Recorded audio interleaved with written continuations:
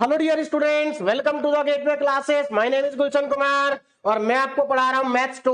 Maths 2 में हम unit 1 पढ़ रहे हैं, ordinary differential equation of higher order. Unit 1 का आज लास्ट लेक्चर है, लेक्चर नंबर 12, और आज के लेक्चर का टॉपिक है साइमल्टेनियस लीनियर डिफरेंशियल इक्वेशन। ये यूनिट 1 का एक इंपॉर्टेंट टॉपिक है और यूनिवर्सिटी एग्जाम में इस टॉपिक से एक लॉन्ग क्वेश्चन आता है। यूनिट 1 में अब तक हमने सभी टॉपिक के अंदर सीएफ और पीआई को कैलकुलेट किया है। इस टॉपिक के अंदर भी हम सीएफ और पीआई कैलकुलेट करेंगे। डिफरेंस क्या है? डिफरेंस ये है कि अब तक हमने जितने भी क्वेश्चन सॉल्व किए हैं, सभी क्वेश्चन के अंदर हमें एक डिफरेंशियल इक्वेशन गिवन होती थी, लेकिन साइमल्टेनियस लीनियर डिफरेंशियल इक्वेशन के सभी क्वेश्चन में हमें दो डिफरेंशियल इक्वेशन गिवन होगी, और दो डिफरेंशियल इक्वेशन में दो डिपेंडेंट वेरिएबल होंगे और एक इंडिपेंडेंट वेरिएबल होगा। हमें दोनों साइमल्टेनियस डिफरेंशियल इक्वेशन को सॉल्व करना है और सॉल्व करने के बाद डिपेंडेंट वेरिएबल की वैल्यू को कैलकुलेट करना है। यहां पर जनरली एक्स और वाई दोनों डिपेंडेंट वेरिएबल होंगे, मतलब यहां पर जितने भी क्वेश्चन गिवन होंगे उनमें एक्स और वाई डिपेंडेंट वेरिएबल होंगे और जो टी होगा वो इंडिपेंडेंट वेरिएबल होगा। तो यहां पर इंडिपेंडेंट वेरिएबल एक होगा लेकिन डिपेंडेंट वेरिएबल दो होंगे।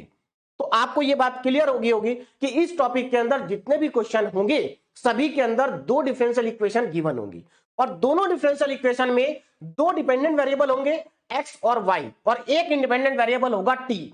हमें क्या करना है? दोनों डिफरेंशियल इक्वेशन को साइमल्टेनियसली सॉल्व करना है और सॉल्व करके एक्स और वाई की वैल्यू को कैलकुलेट करना है in terms of T. X और वाई की वैल्यू टी की टर्म्स में कैलकुलेट करनी है। अब कैसे कैलकुलेट करेंगे, वर्किंग रूल क्या है उसको समझ लेते हैं। ध्यान दीजिएगा। तो याद रखना इस टॉपिक के अंदर भी ज्यादा कुछ नया नहीं है, आपको इस टॉपिक के अंदर भी सीएफ और पीआई ही कैलकुलेट करना है। बस केवल स्टार्टिंग के स्टेप चेंज होंगे, बाद में हम सीएफ और पीआई ही कैलकुलेट करेंगे। तो जिनको सीएफ और पीआई कैलकुलेट करना आता है उनके लिए यह टॉपिक बहुत ही आसान है, और मुझे लगता है अब तक सभी स्टूडेंट को सीएफ और पीआई कैलकुलेट करना आ गया होगा। तो चलिए वर्किंग रूल को समझ लेते हैं, उसके बाद इस वर्किंग रूल को हम बहुत सारे क्वेश्चन में अप्लाई करेंगे। जैसे तो कि ये क्वेश्चन है, तो इसके अंदर आपको दो डिफरेंशियल इक्वेशन गिवन है, हमें दोनों को साइमल्टेनियसली क्या करना है? सॉल्व करना है। तो इनको सॉल्व करने का ये हमारा वर्किंग रूल है। तो अब वर्किंग रूल को जरा ध्यान से समझ लें। Step number 1, right equation in standard form. सबसे पहले हमें डिफरेंशियल इक्वेशन को स्टैंडर्ड फॉर्म में लिखना है। अब स्टैंडर्ड फॉर्म का मतलब क्या है समझ लीजिए। हमें जो भी डिफरेंशियल इक्वेशन गिवन है, हम क्या करेंगे? एक्स की टर्म को एक साथ लिखेंगे और वाई की टर्म को एक साथ लिखेंगे, और एक्स और वाई की टर्म हम लेफ्ट हैंड साइड में लिखेंगे। बात समझ में आ गई? और जो इंडिपेंडेंट वेरिएबल है टी, अगर कहीं पर टी आ रहा है तो उसको राइट हैंड साइड में लिखेंगे। ये हमारी स्टैंडर्ड फॉर्म हो जाएगी। तो बहुत आसान है, एक्स की टर्म एक साथ, वाई की टर्म एक साथ लेफ्ट हैंड साइड में, और टी की जो टर्म होगी वो राइट हैंड साइड में होनी चाहिए। तो ये हो जाएगी हमारी स्टैंडर्ड फॉर्म। क्वेश्चन के अंदर हम स्टैंडर्ड फॉर्म लिखेंगे। No step number 2, step number 2 में क्या करना है? हमें अप्लाई करना है एलिमिनेशन मेथड। अब ये एलिमिनेशन मेथड क्या है, पहले इसको समझ लेते हैं। मैं जानता हूं कि सभी स्टूडेंट को एलिमिनेशन मेथड अच्छे से आता है। ये एलिमिनेशन मेथड वही मेथड है जो आप क्लास 9th और 10th से पढ़ते आ रहे हैं। आपको याद होगा क्लास 10th में आपका मैथमेटिक्स के अंदर एक चैप्टर था, है ना, साइमल्टेनियस लीनियर इक्वेशन या फिर linear equation in two variable. तो इस तरह की जो लीनियर इक्वेशन होती है दो वेरिएबल में, इनको सॉल्व करने के लिए हम एलिमिनेशन मेथड का यूज करते हैं। वैसे तो इनको सॉल्व करने के और भी बहुत सारे मेथड होते हैं, जैसे ग्राफिकल मेथड होता है, और भी कई मेथड होते हैं, लेकिन हम यहां पर बात कर रहे हैं एलिमिनेशन मेथड की। तो अगर मुझे इन दोनों इक्वेशन को सॉल्व करके एक्स और वाई की वैल्यू को कैलकुलेट करना है एलिमिनेशन मेथड से, तो हम क्या करते हैं एक बार शॉर्ट में समझ लेते हैं। देखो बहुत आसान है। एलिमिनेशन मेथड का मतलब होता है कि हम किसी एक वेरिएबल को एलिमिनेट करेंगे। जैसे यहां पर दो वेरिएबल है एक्स और वाई, तो हम क्या करेंगे? इन दो में से किसी एक को एलिमिनेट करेंगे और जो बचेगा उसको कैलकुलेट कर लेंगे। अब एलिमिनेट करने का तरीका क्या है जरा ध्यान से समझिए। हम एक्स को भी एलिमिनेट कर सकते हैं, वाई को भी एलिमिनेट कर सकते हैं। चलिए पहले मैं आपको बताता हूं कि वाई को एलिमिनेट करना हो तो कैसे करेंगे। देखो यहां पर y का कोफिशिएंट क्या है 3, साइन को ध्यान मत दीजिए अभी, केवल कोफिशिएंट पर ध्यान दीजिए 3। यहां पर y का कोफिशिएंट क्या है 2। अगर हम ये चाहते हैं कि यहां से y से y कट जाए तो सीधी सी बात है y का जो कोफिशिएंट होने चाहिए वो दोनों बराबर होने चाहिए, तभी ये कैंसिल आउट होंगे। दोनों के कोफिशिएंट क्या होने चाहिए, बराबर होने चाहिए। अब इसका कोफिशिएंट यहां पर 3 है, इसका कोफिशिएंट यहां पर 2 है और हमें दोनों कोफिशिएंट को इक्वल बनाना है। तो हम क्या करते थे, देखो यहां पर 3 है तो इक्वेशन नंबर 1 को 2 से मल्टीप्लाई कर दीजिए। देखो अगर आप इसको 2 से मल्टीप्लाई करेंगे ये 2x हो जाएगा, ये 6y हो जाएगा और ये 4 हो जाएगा, ठीक है। यहां पर 2 है, अब देखो ये 6y हो गया ना, तो हमें इसको भी 6y बनाना है। तो ये 6y कब बनेगा, जब हम इसको 3 से मल्टीप्लाई करेंगे। तो सीधी सी बात है ये भी 6y हो जाएगा। अब ये पॉजिटिव साइन है, ये सॉरी ये नेगेटिव साइन है, ये पॉजिटिव साइन है। तो अगर साइन अपोजिट है तो हम ऐड करते हैं, और अगर साइन सेम होता दोनों जगह पर तो हम सब्ट्रैक्ट करते हैं। तो फिलहाल तो दोनों जगह पर अपोजिट साइन है तो हम क्या करेंगे, ऐड करेंगे। तो अगर हम ये नंबर मल्टीप्लाई करने के बाद इनको ऐड करेंगे तो देखो ये -6y हो जाएगा, प्लस का 6y हो जाएगा, कट जाएगा, ये आपका 2x हो जाएगा, ये आपका 9x हो जाएगा। ऐड करेंगे तो 11x आ जाएगा, और इधर ये आ जाएगा आपका जो भी मल्टीप्लाई करके ये 4 आएगा और ये मल्टीप्लाई होकर 51 आएगा, ये 55 आ जाएगा। तो यहां से आपकी x की वैल्यू कैलकुलेट हो जाएगी 5। समझ में आ गया होगा, मैं करके नहीं दिखा रहा हूं क्योंकि आप सबको ये आता है, बात समझ में आ रही। तो हमने क्या किया, y को एलिमिनेट किया, x को कैलकुलेट किया। सिमिलरली हम x को एलिमिनेट करके y को कैलकुलेट कर सकते हैं। अब देखो कैसे, यहां पर x का कोफिशिएंट क्या 1 है, यहां पर क्या 3 है। तो हम क्या कर सकते हैं, हम यहां पर एक काम कर सकते हैं, इसका कोफिशिएंट भी 3 बना सकते हैं। तो हम इसको 3 से मल्टीप्लाई कर देंगे, और इसका तो 3x है ना, तो इसको हम 1 से कर देंगे। तो 1 से दिखाना जरूरी नहीं है। तो अगर मैं इसको 3 से मल्टीप्लाई कर दूं तो 3x हो जाएगा, 9y हो जाएगा माइनस का, और ये 6 हो जाएगा। और अब दोनों का साइन पॉजिटिव है तो यहां पर हमें करना पड़ेगा सब्ट्रैक्ट करने के लिए क्या करेंगे, साइन चेंज कर देंगे और उसके बाद इनको ऐड कर देंगे। तो x से x कट जाएगा, ये आपका माइनस का 5y आ जाएगा, और यहां पर जो भी मल्टीप्लाई करके आएगा उसको लिख दे, ऐड करके आएगा उसको लिख देंगे सब्ट्रैक्ट करके। तो यहां से हमें x की वैल्यू मिल जाएगी। तो ये होता है एलिमिनेशन मेथड, और एलिमिनेशन मेथड जो मुझे लगता है हर एक स्टूडेंट को अच्छे से आता है। बोलो बात समझ में आ रही भाई, क्लियर है। अब यहां पर एक और इंपॉर्टेंट बात समझिए, देखिए क्या है, मुझे x और y को निकालना है। तो सीधी सी बात है, अगर मैं y को एलिमिनेट करूंगा तो x आ जाएगा, और x को एलिमिनेट करूंगा तो y आ जाएगा। तो क्या हमें दोनों को एलिमिनेट करना जरूरी है क्या, कोई जरूरी नहीं है। जैसे आपने y को एलिमिनेट किया, आपके पास x आ गया, तो आप x को किसी एक इक्वेशन में पुट कर दो, y आ जाएगा। एक तरीका तो ये है, मतलब आप केवल एक वेरिएबल को एलिमिनेट करो। आपने y को एलिमिनेट किया, x को कैलकुलेट कर लिया, x की वैल्यू आ गई। अब x की वैल्यू को इक्वेशन 1 में पुट कर दो या 2 में पुट कर दो, y की वैल्यू आ जाएगी। या फिर दूसरा तरीका क्या है कि आप एक बार y को एलिमिनेट करो, x को निकालो, उसके बाद x को एलिमिनेट करो, y को निकालो। दोनों तरीके से आप कर सकते हैं, लेकिन दोनों में से आसान कौन सा है, दोनों में से आसान ये है कि आप y को एलिमिनेट करो, x को निकालो, और फिर x की वैल्यू किसी एक इक्वेशन में पुट कर दो, y भी आ जाएगा। तो मेरे ख्याल से अब आपको एलिमिनेशन मेथड का मतलब समझ में आ गया होगा। अब आप कहेंगे सर ये तो लीनियर इक्वेशन थी 2 वेरिएबल में, पर यहां पर तो साइमल्टेनियस लीनियर डिफरेंशियल इक्वेशन होगी। तो कोई बात नहीं बेटा, देखो ये लीनियर इक्वेशन है, यहां पर डिफरेंशियल इक्वेशन होंगी, तो सीधी सी बात है यहां पर वेरिएबल के साथ में डेरिवेटिव और आ जाएंगे, कोई दिक्कत नहीं है। हम डेरिवेटिव के साथ भी वैसे ही डील करेंगे जैसे हम इनके साथ डील कर रहे हैं। क्लियर है, चलिए आगे चलते हैं ना। स्टेप नंबर 3, अब देखो स्टेप नंबर 2 जब आपका कंप्लीट हो जाएगा ना, स्टेप नंबर 2 जब आपका कंप्लीट हो जाएगा तो आपको स्टेप नंबर 2 के बाद एक नई डिफरेंशियल इक्वेशन मिलेगी। सीधी सी बात है, आपके पास दो डिपेंडेंट वेरिएबल है x और y, तो दो में से एक एलिमिनेट हो जाएगा। मान लीजिए y एलिमिनेट हो गया, तो आपको एक नई डिफरेंशियल इक्वेशन मिलेगी x में, और जो नई डिफरेंशियल इक्वेशन आपको x में मिलेगी वो होगी linear differential equation with constant coefficient. मतलब यूनिट नंबर 1 का जो पहला टॉपिक था उसी का क्वेश्चन यहां पर हमारा बन जाएगा। तो टॉपिक का नाम साइमल्टेनियस लीनियर डिफरेंशियल इक्वेशन है, लेकिन दो स्टेप के बाद हमारा क्वेश्चन कन्वर्ट हो जाएगा पहले टॉपिक में, linear differential equation with constant coefficient में। और आपको मालूम है क्या करना है, CF निकालना, PI निकालना, दोनों को ऐड करना, आंसर आ जाएगा x का। बोलो बात समझ में आ रही है। तो स्टेप नंबर 3 में हम क्या करेंगे, CF और PI निकालेंगे, CF और PI कैलकुलेट करेंगे। बोलो बात समझ में आ गई, ठीक है। उसके बाद स्टेप नंबर 4 हमारा फाइनल आंसर होगा। जब आप CF और PI निकाल लेंगे तो आप x और y की वैल्यू निकालेंगे। x क्या होगा, CF प्लस PI, y भी क्या होगा, CF प्लस PI, है ना। अब यहां पर मैंने एक जनरल आइडिया आपको वर्किंग रूल का दे दिया है, बाकी ये वर्किंग रूल हम जब क्वेश्चन में अप्लाई करेंगे ना तब आपको अच्छे से समझ में आएगा। तो चलिए पहला क्वेश्चन सॉल्व करते हैं साइमल्टेनियस लीनियर डिफरेंशियल इक्वेशन का। Solve the following simultaneous linear differential equation. देखो यहां पर दो डिफरेंशियल इक्वेशन आपको गिवन है और दोनों को आपको साइमल्टेनियसली सॉल्व करना है, और ये क्वेश्चन एकेटीयू यूनिवर्सिटी में 2025 में आ चुका है। अब यहां पर बहुत सारे स्टूडेंट के दिमाग में एक क्वेश्चन आ गया होगा, सर हमारा जो चैप्टर है, हमारी जो यूनिट 1 है, उसका नाम है differential equation of higher order. Higher order मतलब डिफरेंशियल इक्वेशन का ऑर्डर 2 या 2 से ज्यादा होना चाहिए, लेकिन यहां पर तो दोनों डिफरेंशियल इक्वेशन का ऑर्डर 1 है, तो इसके लिए तो हमने कोई मेथड ही नहीं पढ़ा है सॉल्व करने का, वो तो हमने 12th क्लास में पढ़ा था। क्या करेंगे, कैसे करेंगे?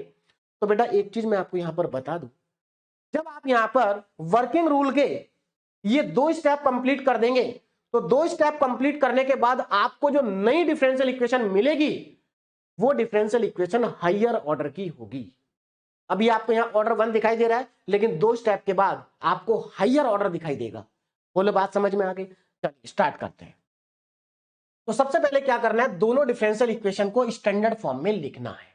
और मैंने आपसे क्या, स्टैंडर्ड फॉर्म का मतलब क्या है कि x की टर्म एक साइड और y की टर्म x की टर्म एक साथ, y की टर्म एक साथ, और अगर कोई t की टर्म्स है, इंडिपेंडेंट वेरिएबल है अगर कोई सेपरेट, तो उसको राइट हैंड साइड में रखेंगे।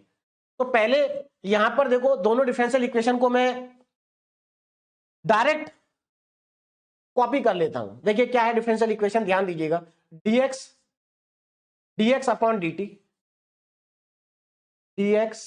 Upon dt is equal to 3x plus 8y। ये हमारे पास फर्स्ट डिफरेंशियल इक्वेशन है। बोले बात समझ में आ रही है? एक काम करता हूं, पहले इस डिफरेंशियल इक्वेशन को स्टैंडर्ड फॉर्म में लिख लेता हूं, उसके बाद इसको कॉपी करूंगा। तो स्टैंडर्ड फॉर्म में मैंने आपसे क्या कहा कि x की टर्म एक साथ आनी चाहिए, y की टर्म एक साथ आनी चाहिए, और अगर कोई इंडिपेंडेंट वेरिएबल है तो उसको राइट हैंड साइड में लिखेंगे। अब एक बात बताओ, यहां पर इन दोनों इक्वेशन में डिपेंडेंट वेरिएबल कौन सा है? देखो सीधी सी बात है, यहां पर x का डिफरेंशिएशन t के रेस्पेक्ट में हो रहा है, इसका मतलब t जो है वो इंडिपेंडेंट वेरिएबल है। t क्या है? इंडिपेंडेंट वेरिएबल है, और x क्या है? डिपेंडेंट वेरिएबल है। यहां पर y का डेरिवेटिव t के रेस्पेक्ट में हो रहा है, इसका मतलब y डिपेंडेंट वेरिएबल है और t इंडिपेंडेंट वेरिएबल है। तो यहां पर x और y दोनों डिपेंडेंट वेरिएबल हैं और दोनों ही इक्वेशन में t इंडिपेंडेंट वेरिएबल है। तो मुझे क्या करना है, x और y की टर्म को एक साथ लिखना है। तो एक काम करता हूं, x, ये भी x की टर्म है, ये x की टर्म है, ये y की टर्म है, और ये भी x की टर्म है। तो इन सबको हम लेफ्ट हैंड साइड में लिखेंगे। कैसे लिखेंगे? ऐसे, dx upon dt plus, sorry इधर आके अगर मैं 3x को इधर लाऊंगा तो माइनस में आएगा भी, माइनस 3x और माइनस 8y इक्वल टू में 0। इक्वल टू में क्या आएगा? 0 आएगा। अब आप कहेंगे सर इक्वल टू में तो t आना चाहिए, तो बेटा इस डिफरेंशियल इक्वेशन में कहीं भी t नहीं है। आप कहेंगे सर ये रहा t, तो बेटा ये तो x का डेरिवेटिव है with respect to t, separate t नहीं है कोई। ठीक है, तो ये हमारी होगी स्टैंडर्ड फॉर्म। क्या हो गई? स्टैंडर्ड फॉर्म होगी। बोलो बात समझ में आ रही है? ठीक है, अब इस वाली इक्वेशन को कॉपी कर लेता हूं, ये हमारी स्टैंडर्ड फॉर्म आ चुकी है। अब इसको कॉपी करते हैं। तो दूसरी डिफरेंशियल इक्वेशन क्या है? dy by dt is equal to minus x और माइनस 3y। तो एक काम करते हैं, x और y के टर्म को एक साइड करते हैं। तो dy बाई dt, अच्छा एक और चीज, हमें x की टर्म को एक साथ लिखना, y की टर्म को एक साथ लिखना, और एक और चीज ध्यान रखना, पहले x की टर्म को लिखेंगे बाद में y की टर्म को लिखेंगे, ये भी आपको ध्यान रखना है। देखो यहां पर पहले x की टर्म है बाद में y की टर्म है, तो यहां पर भी मैं पहले x की टर्म को लिखूंगा। तो अगर मैं इस x को इधर लेके आता हूं तो ये प्लस में आएगा x, तो पहले मैंने x की टर्म को लिखा, ठीक है, प्लस ये देखो y की टर्म है तो मैं इसको लिखूंगा dy बाई dt। ठीक है, x की एक ही टर्म है, ठीक है, dy बाई dt। अब ये भी y की टर्म है तो y की टर्म एक साथ आएंगी, तो ये प्लस का 3y इक्वल टू में 0। अब आप देख सकते हैं ये दोनों इक्वेशन हमारी स्टैंडर्ड फॉर्म में है। दोनों इक्वेशन किस में है? स्टैंडर्ड फॉर्म में है। इसको मैं कह देता हूं इक्वेशन नंबर 1 और इसको मैं कह देता हूं इक्वेशन नंबर 2।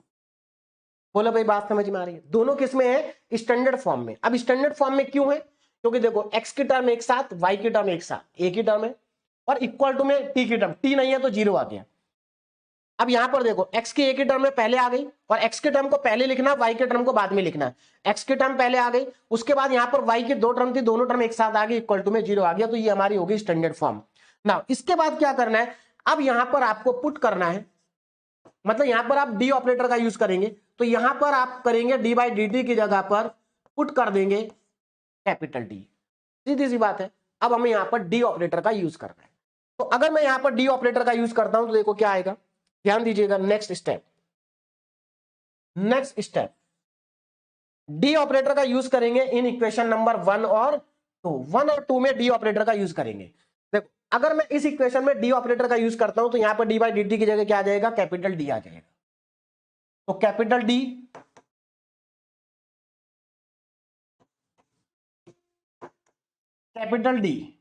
उसके बाद क्या आएगा, एक्स। देखो capital D x minus 3x, ठीक है, minus 8y is equal to में 0। अब देखो इन दोनों में x कॉमन आ रहा है तो इसको हम ऐसा लिख सकते हैं। ध्यान से देखो, एक एक चीज बहुत सिंपल है। d माइनस थ्री एक्स को कॉमन ले लिया, और minus 8y is equal to में 0। इसको हम मान लेते हैं इक्वेशन नंबर 3। ये कौन सी इक्वेशन हो गई हमारी, इक्वेशन नंबर 3 होगी भाई, ठीक है। अब अगला स्टेप देखो, तो हमने अभी क्या करा, यहां पर डी बाई डी टी की जगह कैपिटल डी पुट करा, दोनों में एक्स को कॉमन ले लिया, d minus 3x 8 minus y equal to 0 हो गया। अब इसमें भी पुट करेंगे तो यहां पर ये क्या आ जाएगा, x प्लस, अब देखो यहां पर डी बाई डी टी की जगह कैपिटल डी, तो ये डी वाई आएगा, और साथ में प्लस का 3y आएगा, और इक्वल टू में आ जाएगा 0। अब इन दोनों में से y को कॉमन ले लेंगे तो ये हमारे पास इक्वेशन आ जाएगी x plus d plus 3y is equal to में 0, और इसको मैं कह देता हूं इक्वेशन नंबर 4।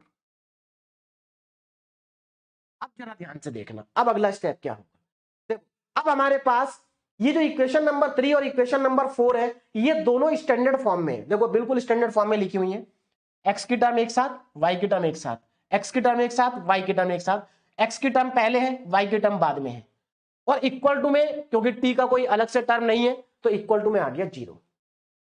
अब हमें क्या करना है, इन दोनों इक्वेशन को साइमल्टेनियसली सॉल्व करना है, और सॉल्व करने के बाद हम यहां पर एक बार y को एलिमिनेट करेंगे और x को निकालेंगे, और उसके बाद x को एलिमिनेट करेंगे, y को निकालेंगे। एक तरीका तो ये है, या फिर दूसरा तरीका ये है कि हम y को एलिमिनेट करेंगे, x निकालेंगे, और फिर x की वैल्यू को किसी एक इक्वेशन में पुट करके y की वैल्यू निकालेंगे। बोले बात समझ में आ रही है? चलिए तो अब एक काम करते हैं, इन दोनों इक्वेशन में हम y को एलिमिनेट कर लेते हैं। देखो यहां पर y को एलिमिनेट करते हैं, यहां पर 8y है, यहां पर d प्लस 3y है। तो क्या करना होगा, आप ध्यान से देखो जरा, देखो मुझे y के कोफिशिएंट को इक्वल करना होगा। यहां पर y का कोफिशिएंट है d प्लस 3 और यहां पर 8 है, तो एक काम करते हैं, इसको d प्लस 3 से मल्टीप्लाई कर देते हैं। तो मल्टीप्लाई, ध्यान दीजिएगा, मल्टीप्लाई इक्वेशन नंबर 3 बाय, किससे मल्टीप्लाई करेंगे भाई इसको, देखो बराबर करना है तो d प्लस 3 से करना पड़ेगा, लेकिन d प्लस 3 से करने के बाद d प्लस 3 से करने के बाद ये 8d प्लस 3 हो जाएगा, लेकिन यहां पर तो d प्लस 3 है, तो इसका मतलब इसको मुझे 8 से मल्टीप्लाई करना पड़ेगा। एंड देखो 3 को करेंगे d प्लस 3 से, एंड 4 को करेंगे इस वाली इक्वेशन को करेंगे 8 से।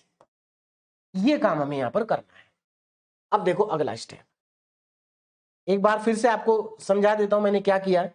देखो बहुत आसान है, मैं ये यहां पर किया क्या, ध्यान से देखो, मैंने y के कोफिशिएंट को इक्वल किया है, तो सीधी सी बात है, यहां पर 8y था तो मैंने क्या करा, 8 को मल्टीप्लाई कर दिया d प्लस 3 से, और यहां पर d प्लस 3 था तो इसको मल्टीप्लाई कर दिया 8 से, मतलब इसको मल्टीप्लाई कर दिया d प्लस 3 से और इसको मल्टीप्लाई कर दिया 8 से। तो क्या आ जाएगा, अब इसको मल्टीप्लाई करो किससे, d प्लस 3 से, तो देखो ये d माइनस 3 है, तो ये d प्लस 3 पूरी इक्वेशन में मल्टीप्लाई होगा, तो ये आ जाएगा d minus 3, d plus 3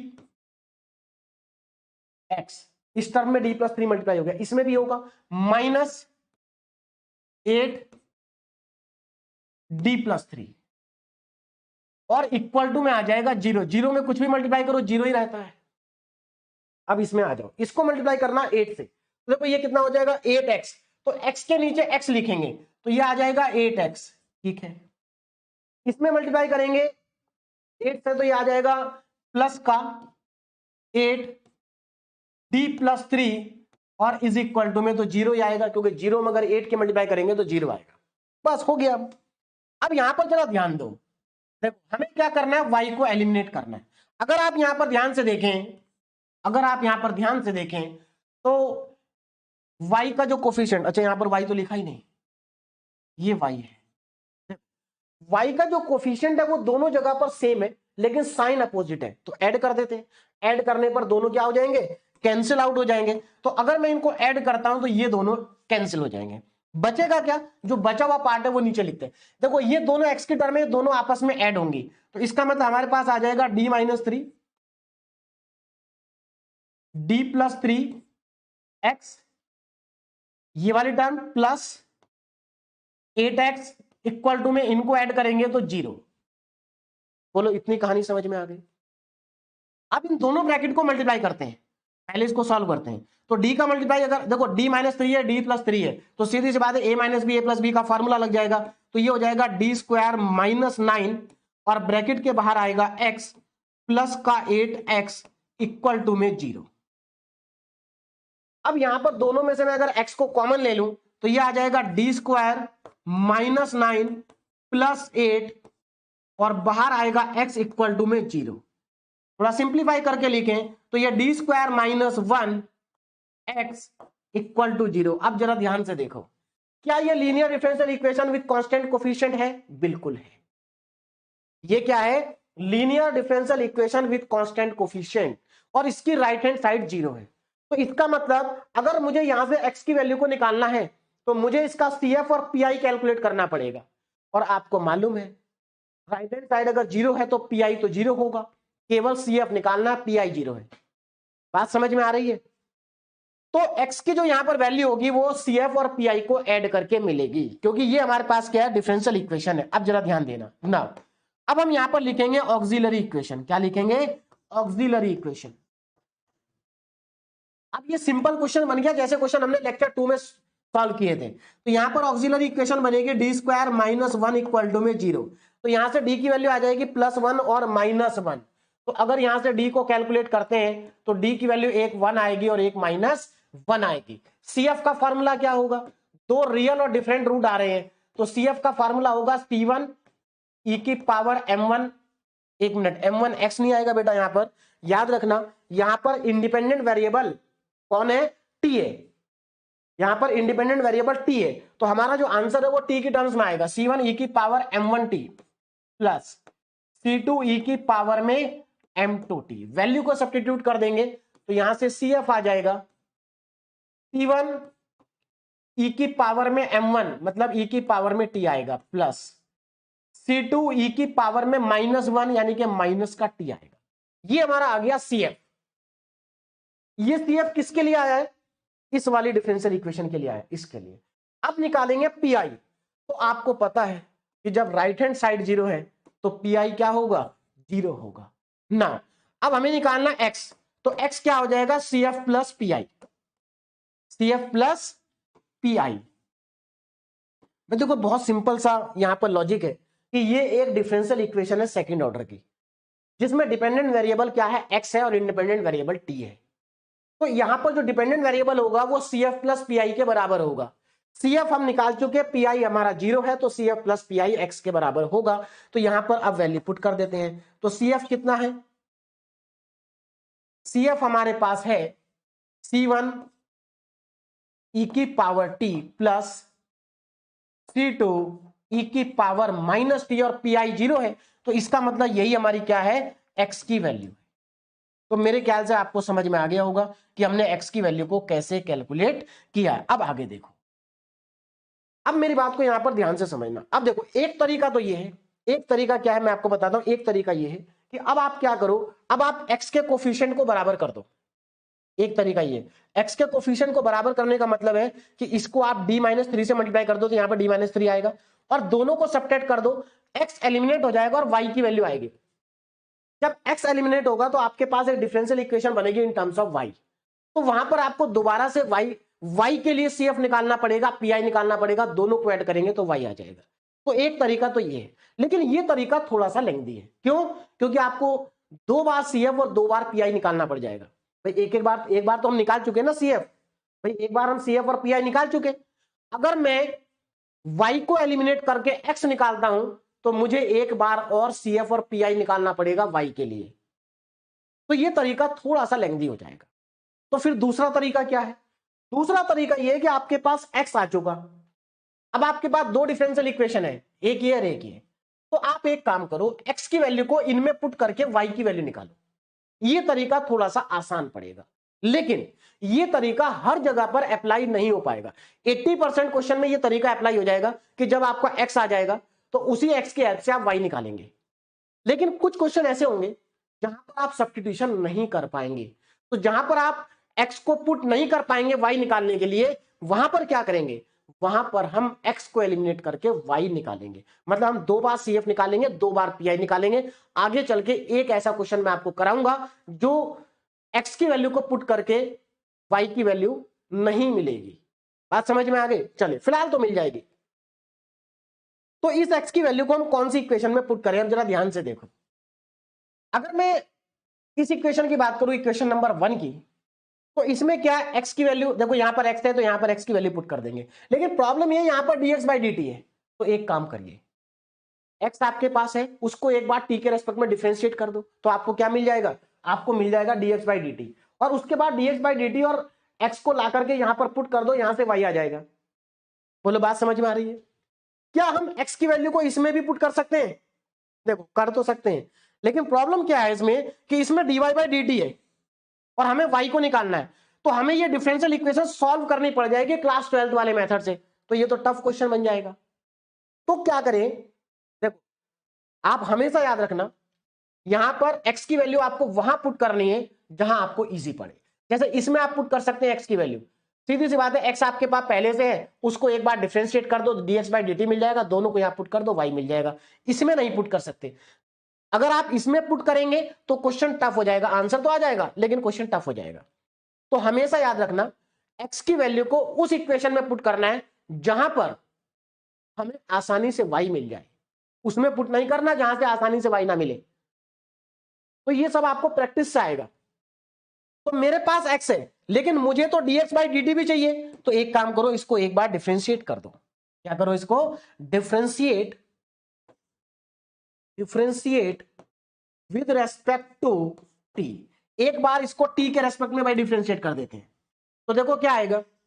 dx/dt। Differentiation हमेशा सिंपल होगा। देखो यहां पर c1 तो कांस्टेंट है, e की पावर t का डिफरेंशिएशन e की पावर t ही रहेगा, तो c1 e की पावर t। यहां पर c2 कांस्टेंट है, e की पावर -t का e की पावर -t रहेगा, लेकिन मल्टीप्लाई में माइनस आएगा, तो ये हो जाएगा c2 और e की पावर -t। ये लीजिए, dx/dt भी आ गया, x भी आ गया। अब क्या करना है? x और dx/dt को उठा करके इक्वेशन नंबर 1 में पुट करना है। इक्वेशन नंबर 1 में सब्स्टिट्यूट करना है तो आपको y मिल जाएगा। अब देखो कैसे,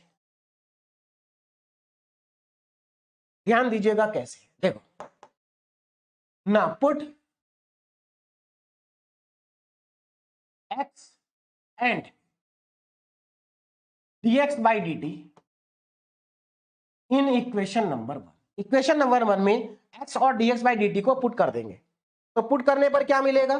देखो, x की वैल्यू यहां पुट करनी है, यहां पर, यहां x की और यहां dx/dt की। तो पहले dx/dt की पुट करेंगे, तो dx/dt की वैल्यू है c1 e की पावर t, c1 e की power t minus c2 e की पावर में -t। ये तो dx/dt की वैल्यू हो गई ये। अब -3x, अब यहां पर माइनस आएगा और 3 आएगा और ब्रैकेट में x की वैल्यू आएगी। x की वैल्यू कितनी है? ये रही, c1 e की पावर t, c1 e की power t plus c2 e की पावर -t। ये पुट कर दिया मैंने। और क्या बचा? अब यहां पर बचा माइनस का 8y इक्वल टू में 0। तो माइनस का 8y इक्वल टू में 0, हमें यहां से y निकालना है। तो सीधी सी बात है, y को एक साइड कर दो, बाकी सब एक साइड हो जाएगा। तो ये आ जाएगा c1 e की पावर t -c2 ई की पावर -t -3c1 ई की पावर t और प्लस माइनस माइनस 3c2 ई की पावर -t और इज इक्वल टू, इसको उधर ले जाओ तो ये आ जाएगा 8y। बोलो समझ में आ गया? क्या आ जाएगा? 8y आ जाएगा। अब आगे देखो, हमें तो y निकालना है, तो सीधी सी बात है, इसको सिंप्लीफाई करते हैं पहले। देखो ये c1 की टर्म है, ये भी c1 की टर्म है, ये प्लस में है, ये निगेटिव में है। देखो c1 ई की पावर t, 3c1 ई की पावर t, तो यहां पर अगर इन दोनों को मैं ऐड कर दूं तो ये बचेगा -2 c1 ई की पावर t।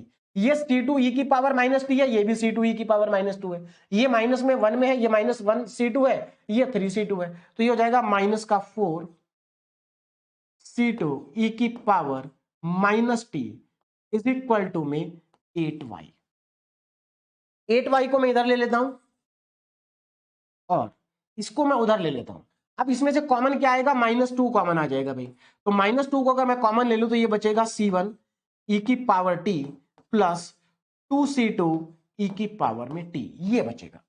इस 8 को नीचे ले जाओ, तो यहां से जब आप 8 को नीचे लेके जाएंगे तो ये आ जाएगा y is equal to -1/4 c1 e की पावर t प्लस 2c2 ई की पावर में -t, ये माइनस। बस यही हमारा फाइनल आंसर होगा। तो देखो हमने x को भी कैलकुलेट कर दिया और हमने y को भी कैलकुलेट कर लिया है। ये हमारी x की वैल्यू थी और यही दोनों हमारे डिफरेंशियल इक्वेशन के फाइनल आंसर है। तो आप क्या करेंगे, x और y की वैल्यू को लास्ट में जाके दोनों एक साथ लिख देना, है ना। दोनों को क्या लिख देना? एक साथ लिख देना, मैं नहीं लिख रहा हूं। तो x की वैल्यू हमारे पास आ चुकी, y की वैल्यू भी हमारे पास आ चुकी है। तो मेरे ख्याल से ये क्वेश्चन सबको समझ में आ गया होगा, सिंपल सा क्वेश्चन था। एक बार फिर से आपको रिवाइज करा देता हूं हमने क्या किया। जो गिवन डिफरेंशियल इक्वेशन है, सबसे पहले उनको स्टैंडर्ड फॉर्म में लिखना है। स्टैंडर्ड फॉर्म का मतलब होता है कि x की टर्म एक साथ और y की टर्म एक साथ लेफ्ट हैंड साइड में लिखनी है, और राइट हैंड साइड में अगर कोई t की टर्म्स है तो लिखेंगे, नहीं तो 0 आएगा। तो यहां पर कहीं भी कोई t की टर्म्स नहीं है। सिमिलरली दूसरी इक्वेशन को भी स्टैंडर्ड फॉर्म में लिखेंगे। स्टैंडर्ड फॉर्म में लिखने के बाद अब आप डी बाई डी टी की जगह पर कैपिटल डी का यूज करेंगे, तो आपको ये दो इक्वेशन मिल जाएंगे, इक्वेशन नंबर 3 और इक्वेशन नंबर 4, जो कि डी ऑपरेटर की फॉर्म में है। अब यहां पर आपको क्या करना है, y को एलिमिनेट करना है। x को भी कर सकते हैं लेकिन जनरली हम y को ही करते हैं। y को एलिमिनेट करना है और x की वैल्यू को निकालना है। तो जब आप y को एलिमिनेट करेंगे, y को एलिमिनेट करने के बाद आपको एक डिफरेंशियल इक्वेशन मिलेगी जो x में होगी। जब आप y को एलिमिनेट करेंगे तो डिफरेंशियल इक्वेशन x में मिलेगी। अगर आप y को एलिमिनेट करते हैं, सॉरी, अगर आप x को एलिमिनेट करते हैं तो आपको डिफरेंशियल इक्वेशन y में मिलेगी। तो हमने y को एलिमिनेट करा, हमें x में एक डिफरेंशियल इक्वेशन मिली, और जो डिफरेंशियल इक्वेशन है वो लीनियर डिफरेंशियल इक्वेशन है विद कांस्टेंट कोफिशिएंट। बस उसके बाद हमें कुछ नहीं करना, ऑक्सिलरी इक्वेशन लिखनी है, CF निकालना, PI निकालना, दोनों को ऐड करेंगे x आ जाएगा। उसके बाद x हमारे पास आ गया, तो हम क्या करेंगे, इन दो में से किसी एक इक्वेशन में x की वैल्यू को पुट करेंगे। तो इसमें पुट करना आसान है क्योंकि यहां पर x पुट करना और उसका डेरिवेटिव पुट करना है ना। इक्वेशन नंबर 1 में x पुट करना और उसका डेरिवेटिव, तो x का एक बार डेरिवेटिव कर देंगे और जो डेरिवेटिव आएगा उसको और x को उठा करके कहां पुट कर देंगे, इक्वेशन नंबर 1 में, और यहां से हमें मिल जाएगा y की वैल्यू। तो इसी तरीके से आपको इस टॉपिक के हर एक क्वेश्चन को सॉल्व करना है। यहां पर हमने क्या किया, y को एलिमिनेट किया, x को कैलकुलेट किया, उसके बाद x को पुट किया। आगे चल के हम एक क्वेश्चन ऐसा भी करेंगे जहां पर हम x को कैलकुलेट तो कर लेंगे लेकिन हम उसको पुट नहीं कर पाएंगे, तो वहां पर क्या करेंगे, वहां पर हम x को एलिमिनेट करके y दोबारा से निकालेंगे। मतलब वहां पर हम 2 बार CF 2 बार PI निकाल लेंगे। चलिए नेक्स्ट क्वेश्चन देखिए। इस क्वेश्चन में क्या अलग है, वैसे बिल्कुल सेम है जैसा हमने अभी अभी किया, इसमें अलग क्या है। देखो यहां पर हमें दोनों डिफरेंशियल इक्वेशन को सॉल्व करना है, बिल्कुल सेम क्वेश्चन है जैसा अभी अभी करके आए हैं। यहां पर बस कंडीशन गिवन है आपको कि इस कंडीशन के अकॉर्डिंग आपको सॉल्यूशन निकालना है। कंडीशन क्या है, देखो इस कंडीशन का मतलब ये है कि जब t 0 होगा तो x की वैल्यू 1 होगी, और जब t 0 होगा तो y की वैल्यू भी 1 होगी। ये हमारे पास गिवन कंडीशन है। अब आप कहेंगे सर आपको कैसे पता चला कि ये t की वैल्यू 0 है। बेटा देखो यहां पर इंडिपेंडेंट वेरिएबल कौन है, t है, तो इंडिपेंडेंट वेरिएबल अगर t है तो इसका मतलब यहां पर इंडिपेंडेंट वेरिएबल आएगा और ये डिपेंडेंट वेरिएबल है, तो t की वैल्यू क्या हो गई, 0 हो गई, क्योंकि x और y डिपेंडेंट वेरिएबल है। ठीक है, क्वेश्चन स्टार्ट करते हैं। सबसे पहले दोनों डिफरेंशियल इक्वेशन को स्टैंडर्ड फॉर्म में लिख देते हैं। अगर आप ध्यान से देखें तो ये तो पहले से स्टैंडर्ड फॉर्म में लिखी हुई है, dx बाई डी टी,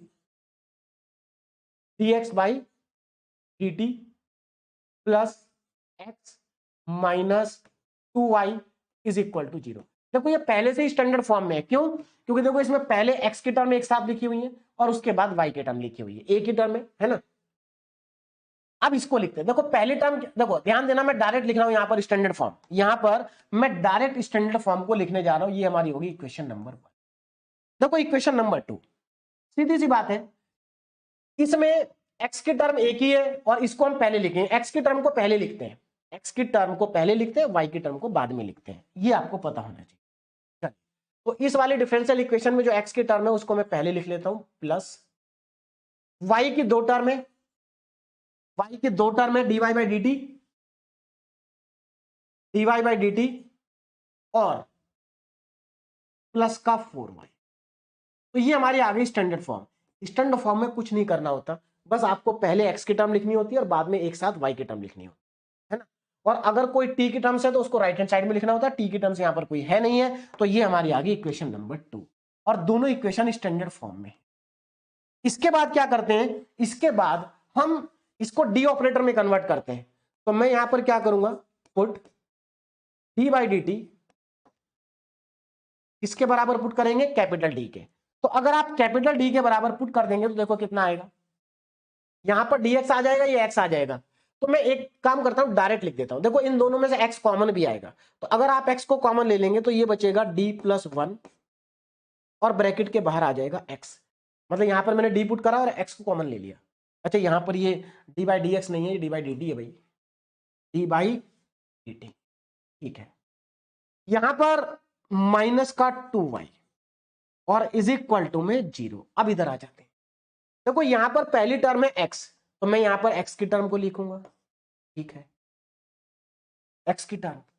और देखो यहां पर जब मैं डी बाई डी टी की जगह कैपिटल डी पुट करूंगा तो y कॉमन आएगा, तो यहां पर हमारे पास आ जाएगा ये y plus d plus 4 y is equal to में 0। तो ये हमारी होगी इक्वेशन नंबर 3 और ये हमारी होगी इक्वेशन नंबर 4। बोलो बात समझ में आ रही? अब हमें क्या करना है, y को एलिमिनेट करके x को निकालना है, y को एलिमिनेट करेंगे। तो y एलिमिनेट कैसे होगा जरा ध्यान से समझना।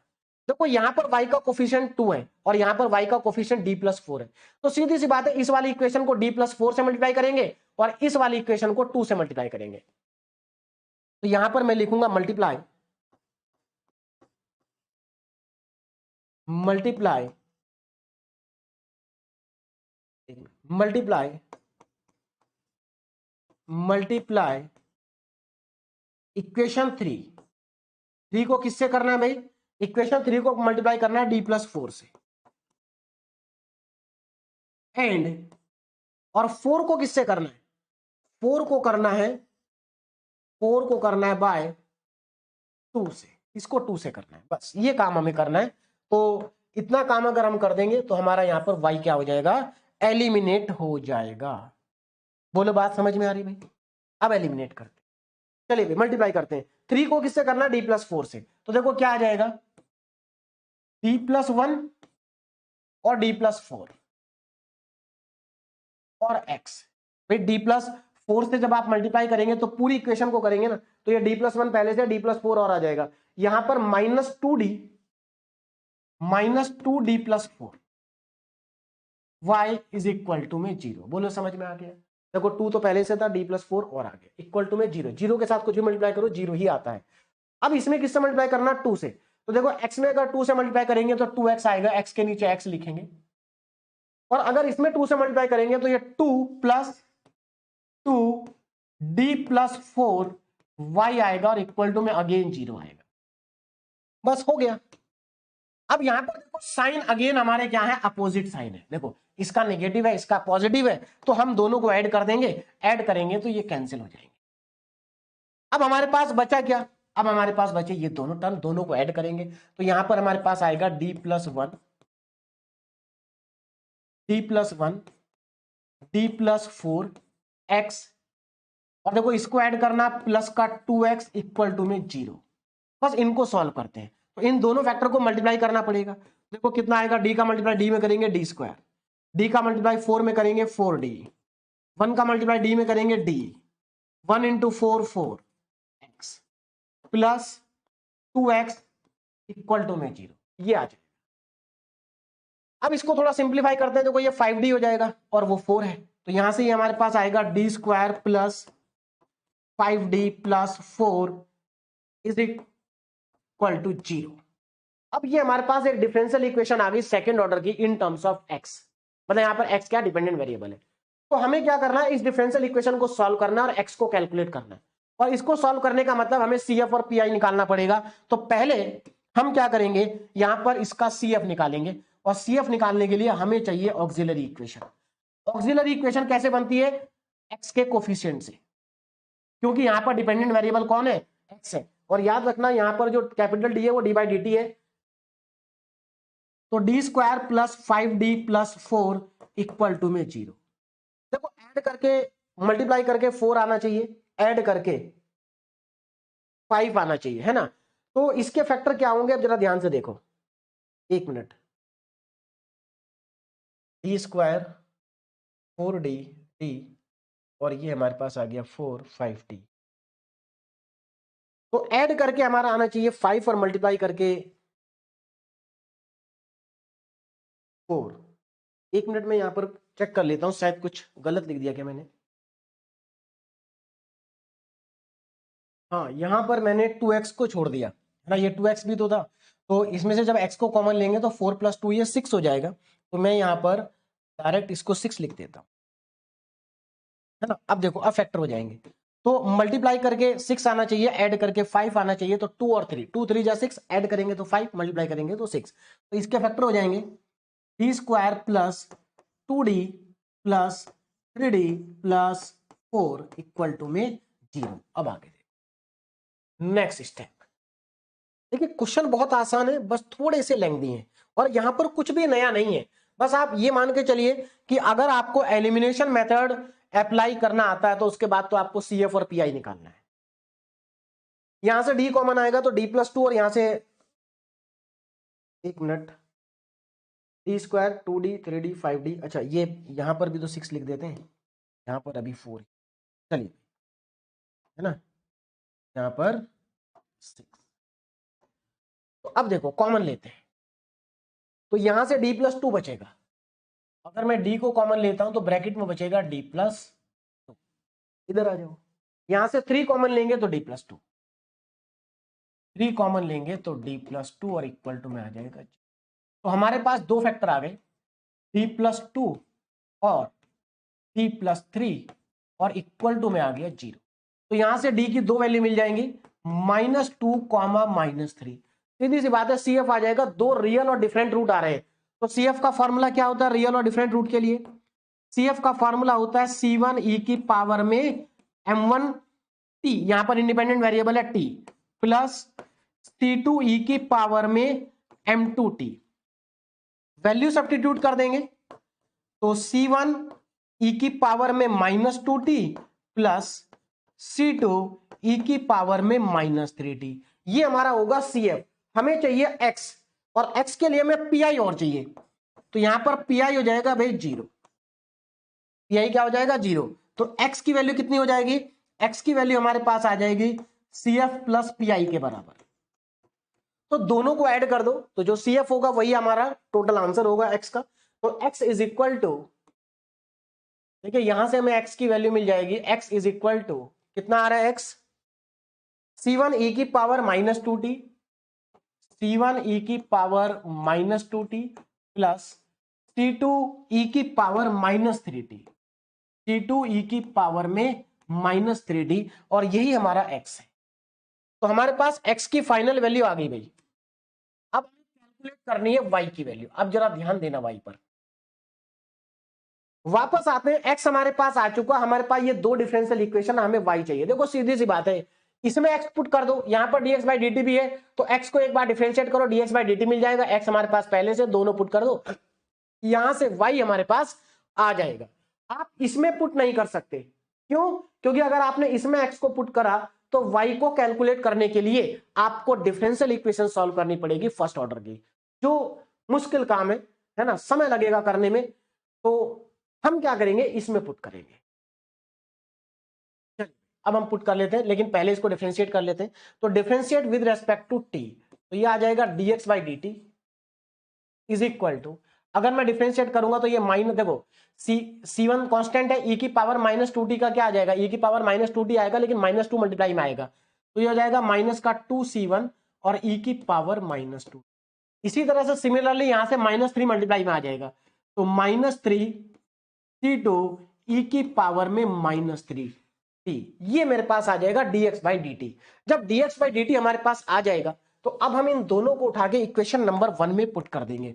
Now put x and dx by d T in equation number 1 में पुट कर दो भाई। तो जब आप 1 में पुट करेंगे तो देखो क्या मिलेगा, 1 क्या है हमारे पास, ये 1 इक्वेशन है, तो x plus d y by d t, sorry इसमें पुट करना है, dx बाई डी टी को सबसे पहले पुट करना है, तो dx बाई डी टी की वैल्यू पहले लिखते हैं, तो ये हमारे पास है माइनस का 2C1 e की power -2t minus 3C2 e की पावर में -3t, तो ये तो आ गया dx बाई डी टी की वैल्यू। अब यहां पर x की वैल्यू पुट करो, x कितना है, ये लिखा है x प्लस C1 e की पावर में -2t प्लस C2 e की पावर में -3t, और क्या बचा, अब यहां पर बचा माइनस का 2y, तो 2y को राइट साइड में ले जाओ, तो इक्वल टू में 2y, और यहां से हमारे पास y आ जाएगा। बोलो बात समझ में आ रही है?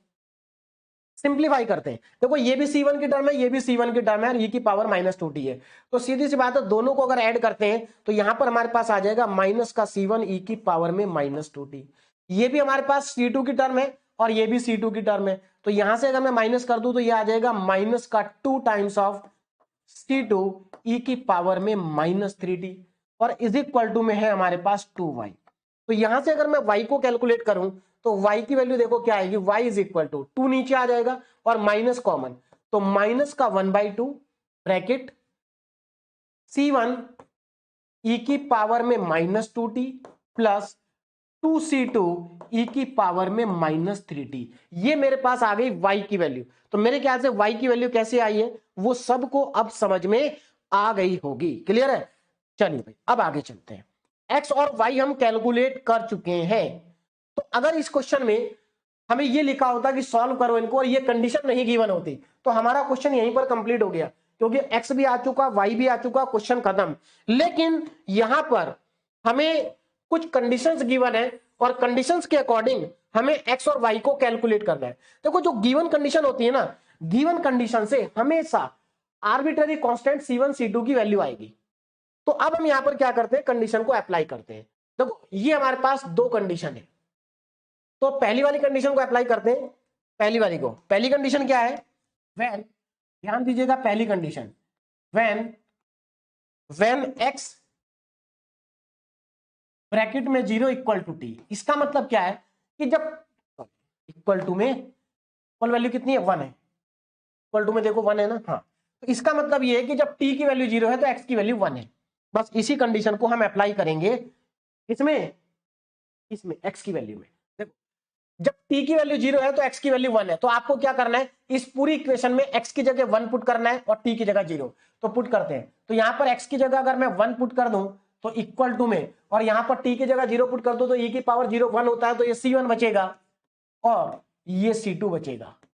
तो इसका मतलब C1 plus C2 equal to 1 आ गया, C1 plus C2 is equal to 1 आ गया, एक इक्वेशन हमारी ये बन गई। ठीक है, अब मैं यहां पर दूसरी कंडीशन लगा लेता हूं। दूसरी कंडीशन क्या है, व्हेन y ब्रैकेट में 0 इक्वल टू में 1, ये दूसरी कंडीशन है कि भाई आपके पास y0 की वैल्यू भी 1 है। इसका मतलब जब t 0 है तो y की वैल्यू भी 1 है। अब इसमें अप्लाई करो, y की जगह 1 पुट करो, t की जगह 0 पुट करो, देखो कितना आएगा, तो ये आ जाएगा y की जगह अगर मैं 1 पुट करता हूं तो 1 इक्वल टू, बाहर -1/2 है, ठीक है, बाहर -1/2 है ब्रैकेट, देखो ये e की पावर 0 हो जाएगा, ये भी e की पावर 0 हो जाएगा, तो ये C1 प्लस 2C2 बचेगा, C1 प्लस 2C2। तो अगर मैं इस 2 को इधर मल्टीप्लाई कर दूं और माइनस को भी इधर कर दूं, देखो ये इक्वेशन बन जाएगी हमारे पास C1 plus 2c2 equal to में -2। तो अब हमारे पास यहां पर दो नई इक्वेशन बन गई, इनको हम नाम दे देते हैं। अभी तक हमारे पास 4 इक्वेशन हो चुकी थी, इसको हम कह देते हैं इक्वेशन नंबर 5 और इसको हम कह देते हैं इक्वेशन नंबर 6। अब हमें क्या करना है, इन दोनों इक्वेशन को सॉल्व करना है साइमल्टेनियसली। तो यहां पर C1 C2 की वैल्यू को हम कैलकुलेट करेंगे, इनको सॉल्व करके देखो कितना आएगी, ध्यान दीजिएगा। Now solve 3, 5 and 6।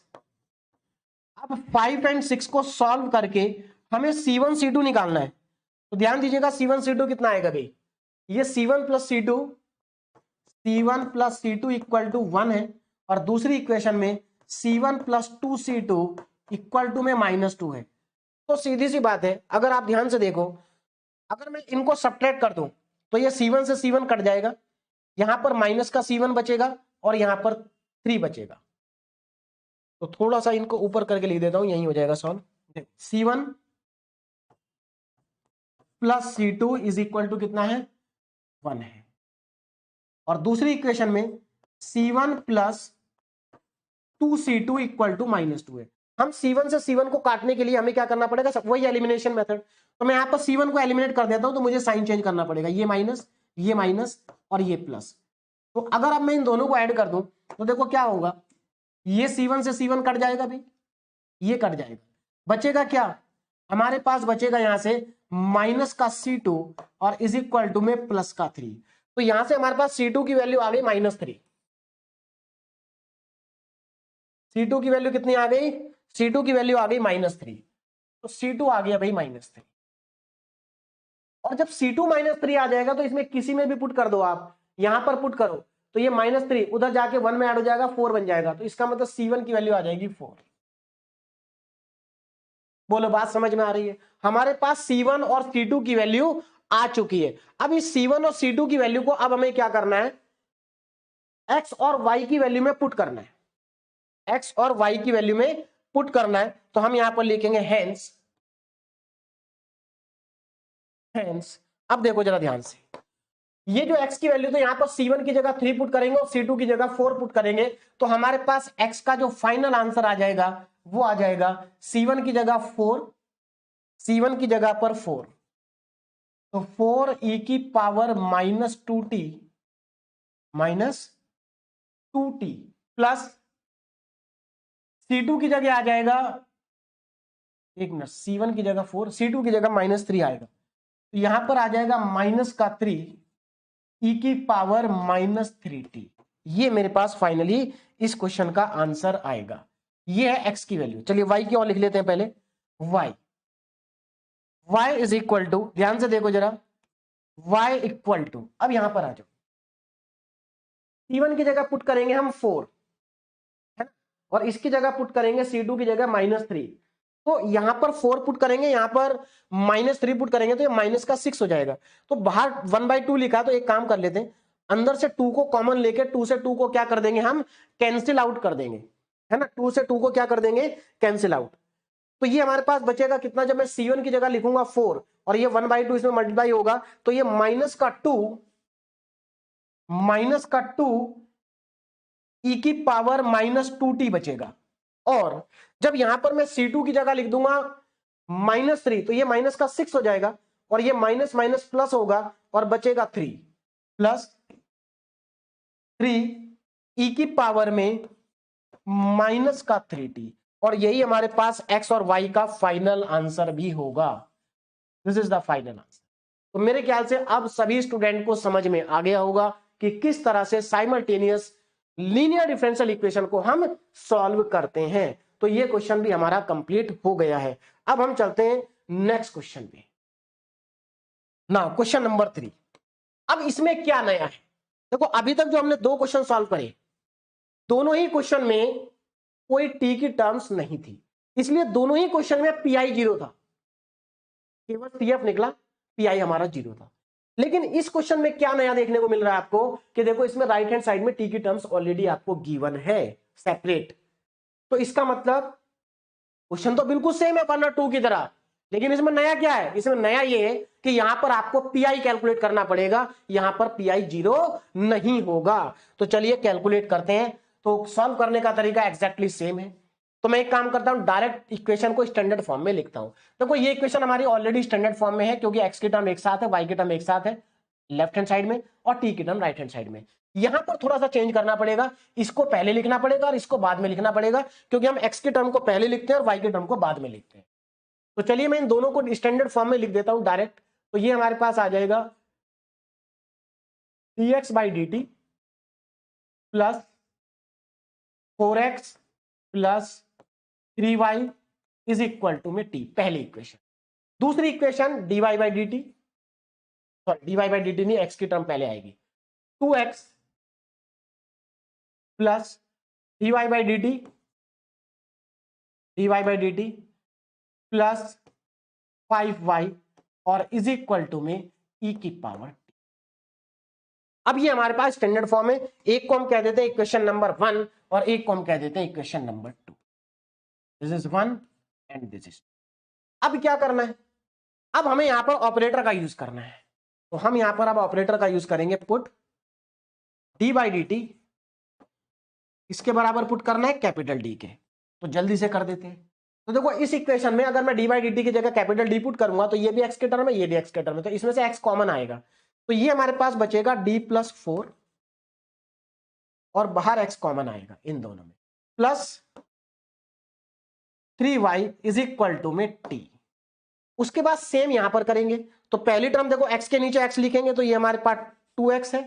यहां पर आ जाओ, इसमें अगर मैं डी बाई डी टी की जगह डी पुट करता हूं तो ये y कॉमन आएगा, तो d प्लस 5, d प्लस 5 क्या होगा, यहां पर आ जाएगा d प्लस 5 और बाहर आएगा y इज इक्वल टू ई की पावर। तो ये हमारे पास दो इक्वेशन आ गई है ना। अब हमें देखो करना क्या है, ये हमारी है इक्वेशन नंबर 3 और ये हमारी है इक्वेशन नंबर 4। अब हमें यहां पर y को एलिमिनेट करना है, x को भी कर सकते हैं लेकिन हम y को ही कर रहे हैं सब जगह पर। तो देखो यहां पर y का कोफिशिएंट d प्लस 5 और यहां पर 3 है। तो एक काम करते हैं, इसको d प्लस 5 से मल्टीप्लाई कर देते हैं और इसको 3 से मल्टीप्लाई कर देते हैं। तो यहां पर हम लिखेंगे मल्टीप्लाई, मल्टीप्लाई, ध्यान दीजिएगा, multiply, multiply equation number 3 by d plus 5 and equation number 4 by 3। तो इसको d प्लस 5 से कर देते हैं, इसको 3 से कर देते हैं, तो हमारे पास कोफिशिएंट क्या हो जाएंगे, इक्वल हो जाएंगे, और उसके बाद हम y को एलिमिनेट कर देंगे। अब जरा ध्यान से देखें, चलिए इसमें मल्टीप्लाई करने जा रहा हूं मैं, d प्लस 4 में d प्लस 5 का मल्टीप्लाई पूरे में करेंगे d प्लस 5 से, तो d plus 4, d plus 4, d plus 4, d plus 4 पहले से लिखा, d प्लस 5 और आएगा, d प्लस 5 x, यहां पर क्या आ जाएगा, x आ जाएगा। अब आगे देखो, अब d प्लस 5 की इसमें करेंगे तो 3 प्लस 3 d प्लस 5, और आगे चलते हैं। अब देखो d प्लस 5 की इसमें भी करनी पड़ेगी भाई, t में भी, तो इक्वल टू में d प्लस 5 और बाहर आएगा t। अच्छा यहां पर एक चीज ध्यान रखना बेटा, वैसे मैं यहां पर लिख रहा हूं मल्टीप्लाई, मल्टीप्लाई हम आगे भी कर सकते हैं पीछे भी कर सकते हैं, लेकिन यहां पर एक्चुअल में मल्टीप्लाई आपको नॉर्मल मल्टीप्लीकेशन नहीं करना है। देखो जब आप यहां पर t के साथ d प्लस 5 का मल्टीप्लाई करेंगे तो हमेशा याद रखना t को बाद में लिखना है। कई बार बच्चा यहां पर गलती कर देता है, वो ऐसे लिखता है t इंटू डी प्लस 5, ये गलत है, क्योंकि एक्चुअल में जो d प्लस 5 है t के ऊपर ऑपरेट होगा। तो यहां पर हम मल्टीप्लाई की जगह पर ऐसा भी लिख सकते हैं, operate equation 3 by D plus 5 and 4 by 3। तो यहां पर एक्चुअल में t बाद में आएगा d प्लस 5 के, क्लियर है। चलिए अब इक्वेशन नंबर 4 को किससे मल्टीप्लाई करना है, 3 से करना है। तो देखो इसको अगर 3 से करेंगे तो 6x हो जाएगा, x के नीचे x लिखेंगे तो ये आ जाएगा 6x। कितना आ जाएगा, 6x प्लस, आगे देखो इसमें मल्टीप्लाई करेंगे 3 से तो ये हो जाएगा 3d plus 5 bracket close is equal to, अब देखो इधर भी हमें 3 से करना है तो ये हो जाएगा 3e की पावर t। तो मेरे ख्याल से अब आपको सबको समझ में आ गया होगा। अब हमें यहां पर क्या करना है, एलिमिनेट करना है, किसको, y को, और y को लिखना भी है, ये y को एलिमिनेट करना। अब जरा ध्यान से देखो, y का कोफिशिएंट दोनों जगह पर सेम है, लेकिन प्रॉब्लम क्या है कि दोनों जगह पर साइन भी सेम है। तो अब हमें सब्ट्रैक्ट करना पड़ेगा। सब्ट्रैक्ट करने का मतलब है हमें इन सबका साइन चेंज करना पड़ेगा। ये लीजिए, साइन चेंज करते ही ये पूरा पूरा खत्म। बचा क्या हमारे पास, यहां पर बचा d+4, d+5 x, और यहां पर बचा माइनस का 6x, और इक्वल टू में यहां पर हमारे पास है d+5, बाहर आएगा t, और यहां पर हमारे पास है -3e⁻t। अब इसको सिंप्लीफाई करते हैं, तो ये दोनों ब्रैकेट को अगर मैं मल्टीप्लाई करूं तो कितना आएगा, देखो d का मल्टीप्लाई d में करेंगे, d² plus 5d plus 4d plus 20, और बाहर कितना है x, -6x is equal to, इस t को अंदर मल्टीप्लाई करो तो ये आ जाएगा dt plus 5t minus 3e⁻t। अब जरा ध्यान से देखो इसके बाहर भी x है, इसके बाहर भी x है, तो इसमें से x हम कॉमन ले सकते हैं। तो सिंप्लीफाई भी करना है और कॉमन भी लेना। तो देखो d², ये कितना हो गया, प्लस का 9d है ना, दोनों को ऐड करेंगे, प्लस 20, इन दोनों में से मैं x को कॉमन ले रहा हूं तो माइनस का 6 भी आएगा, और ब्रैकेट के बाहर आएगा x इज इक्वल टू, देखो d के आगे t लिखा है तो t का डिफरेंशिएशन करना पड़ेगा एक बार t के रेस्पेक्ट में, क्योंकि कैपिटल D जो है वो d/dt है। तो अगर आप t का डिफरेंशिएशन करेंगे तो 1 आएगा, प्लस 5t माइनस 3e⁻t, ये आ जाएगा।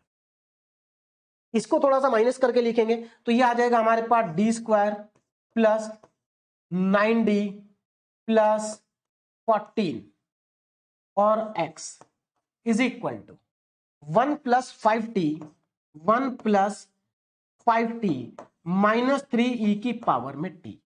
और अब हमारे पास ये आ गई है linear differential equation with constant coefficient, लेकिन इस बार राइट हैंड साइड में जीरो नहीं है, तो आपको CF भी निकालना पड़ेगा और आपको PI भी निकालना पड़ेगा। तो अब हम यहां पर लिखेंगे इसकी ऑक्सिलरी इक्वेशन और पहले निकालेंगे इसका CF, ऑक्सिलरी इक्वेशन। तो चलिए नेक्स्ट स्लाइड पे अब मैं इसकी ऑक्सिलरी इक्वेशन लिख लेता हूं, d² plus 9d, d² plus 9d plus 14 is equal to 0, ये हमारी है ऑक्सिलरी इक्वेशन। अब हमें इसके, अब देखो यहां पर d की वैल्यू निकालनी है, तो आप चाहे तो क्वाड्रेटिक फार्मूला यूज कर सकते हैं, कैलकुलेटर से कर सकते हैं, या फिर आप इसके फैक्टर भी कर सकते हैं। तो देखो मैं इसके फैक्टर कर लेता हूं, सिंपल है, मल्टीप्लाई करके 14 आना चाहिए, ऐड करके 9 आना चाहिए, तो ये हो जाएगा d² plus 2d plus 7d plus 14 equal to में 0। यहां से d कॉमन आएगा तो फैक्टर कर दिए मैंने। अगर आपसे नहीं होते हैं या आपको ये अच्छा नहीं लगता है तो आप क्वाड्रेटिक फॉर्मूले पे जा सकते हैं, आप कैलकुलेटर पे जा सकते हैं। तो ये d+2 plus 7d plus 2 is equal to में 0। तो यहां से d+2 और d+7 ये दो फैक्टर हो गए इक्वल टू में 0।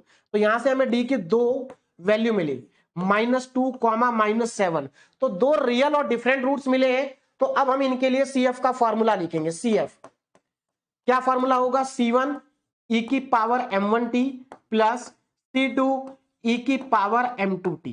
तो यहां से अब वैल्यू पुट कर देंगे तो हमारे पास आ जाएगा CF C1e⁻2t प्लस C2e⁻−7t। बोलो बात समझ में आ गई, बहुत सिंपल है, आसानी के साथ हम इसको कैलकुलेट कर सकते हैं। ठीक है, CF आ गया भाई। अब क्या करें, अब निकालेंगे PI। इस बार PI निकालना पड़ेगा, PI 0 नहीं है। चलिए भाई PI, तो PI का पहले फॉर्मूला लिखेंगे। PI क्या होता है, 1/FD। तो 1/FD कितना भी, FD है d² plus 9d plus 14, d² plus 9d plus 40, ये तो हमारा FD हो गया। ब्रैकेट में राइट हैंड साइड मतलब Q, 1 plus 5t, 1 plus 5t minus 3e⁻t, यही है 1 प्लस 5t माइनस 3e। बोलो बात समझ में आ रही है। अब ये PI निकालेंगे। आपको मालूम है PI कैसे निकालते हैं, ये जो बाहर वाला फैक्टर है हमारा, इसको 1 के साथ भी मल्टीप्लाई करेंगे, 5t के साथ भी करेंगे और इसके साथ भी करेंगे। तो सबको अलग अलग कर लेते हैं पहले। तो यहां पर अब अगर आप ध्यान दें तो ये आ जाएगा 1/d square plus 9d plus 14 clear है। चलिए, और पहली टर्म यहां पर हमारी 1 है, ये क्या है 1 है, तो क्या मैं इसको ऐसा लिख सकता हूं 1 इंटू ई की पावर में 0d, कोई दिक्कत तो नहीं है, लिख सकते हैं, है ना। प्लस अब इसका मल्टीप्लाई 5t में करेंगे, किस में करेंगे 5t में, तो ये आ जाएगा 1/d square plus 9d plus 14 और 5t, ये आ गया प्लस, अच्छा माइनस है, अब इसका मल्टीप्लाई यहां करेंगे तो 1/d square plus 9d plus 14 और 3e की पावर t, ये आ गया। सबको अलग अलग कर दिया। अब देखो यहां पर बन रहा केस नंबर 1, यहां पर भी बन रहा केस नंबर 1 पीआई का, और यहां पर बन रहा केस नंबर 3 पीआई का। तो केस के अकॉर्डिंग अब यहां पर सॉल्व करेंगे। तो देखो पहला वाला पार्ट, हमें क्या करना, डी की जगह पर टी का कोफिशिएंट पुट करना 0। तो डी की जगह पर अगर मैं 0 पुट करता हूं तो देखो कितना आएगा 1/0 प्लस 0 प्लस 14, और e की पावर 0t 1 ही होता है, तो इसको सिंप्लीफाई करके ये आ जाएगा प्लस, इधर आ जाओ। अब इसमें प्रॉब्लम है क्योंकि ये केस नंबर 3 है, तो इसमें बाइनोमियल थ्योरम लगानी पड़ेगी। तो सबसे पहले मैं लोएस्ट डिग्री टर्म को कॉमन लेना पड़ेगा। इसमें लोएस्ट डिग्री टर्म है 14, तो 5 को मैं बाहर लिख लेता हूं, 5 को मैं बाहर लिख लेता हूं, है ना, ध्यान दीजिएगा 5 को मैंने लिख दिया बाहर। ये चलिए अभी वहीं पर रहने देते हैं, ऐसे लिख देते हैं।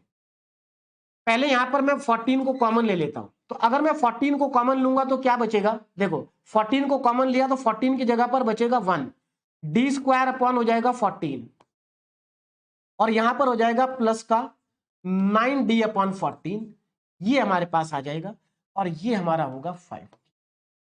बोलो भाई समझ में आ गया। देखो ऊपर 5 है, कांस्टेंट है, बाहर आ जाएगा 15, तो 5/15 तो बाहर आ जाएगा और ये फैक्टर उठ के ऊपर चला जाएगा। चलिए पहले आगे लिखते हैं। यहां पर हम डायरेक्ट लगा सकते हैं रोल को, टी का कोफिशिएंट कितना 1, तो डी की जगह 1 पुट करना है, तो देखो कितना आएगा 1/1 प्लस 9 प्लस 14, और ये हमारा आ गया 3e की पावर टी, 3e की पावर में टी। बोलो बात समझ में आ गई। सिंप्लीफाई करते हैं और ज्यादा, तो देखिए अब क्या आएगा नेक्स्ट स्टेप में, पीआई इज इक्वल टू, ये हमारे पास आ गया 1/14 प्लस, इसको देखो जरा ध्यान से, 5/14 तो बाहर है, 5/14, और इस फैक्टर को मैं अगर उठा के नीचे से ऊपर ले जाऊं तो क्या होगा 1 plus D square upon 14 plus 9d upon 14 की होल पावर -1। देखो नीचे पावर +1 थी, ऊपर जाके -1 हो जाएगी, और बाहर बचेगा t इज इक्वल टू, इनको ऐड करेंगे तो ये 1/24 आ जाएगा, -1/24 और इंटू में 3e की पावर में t। और आगे चलते हैं, तो इसको सिंप्लीफाई करना है अभी हमें, तो pi is equal to 1/14 plus 5/14। अब यहां पर मैं बाइनोमियल थ्योरम लगा देता हूं। देखो बाइनोमियल थ्योरम, चलिए इसको मैं पहले ऐसे लिखता हूं तो ज्यादा समझ में आएगा आपको। देखो ये है ना, ऐसे लिख देता हूं, यहां से आपको शायद थोड़ा सा ज्यादा समझ में आ जाएगा। अब देखो जरा ध्यान से, देखो, और यहां पर मैं एक ब्रैकेट और लगा देता हूं ऐसे, क्योंकि ये मेरे लिए पूरा पूरा x का काम कर रहा है।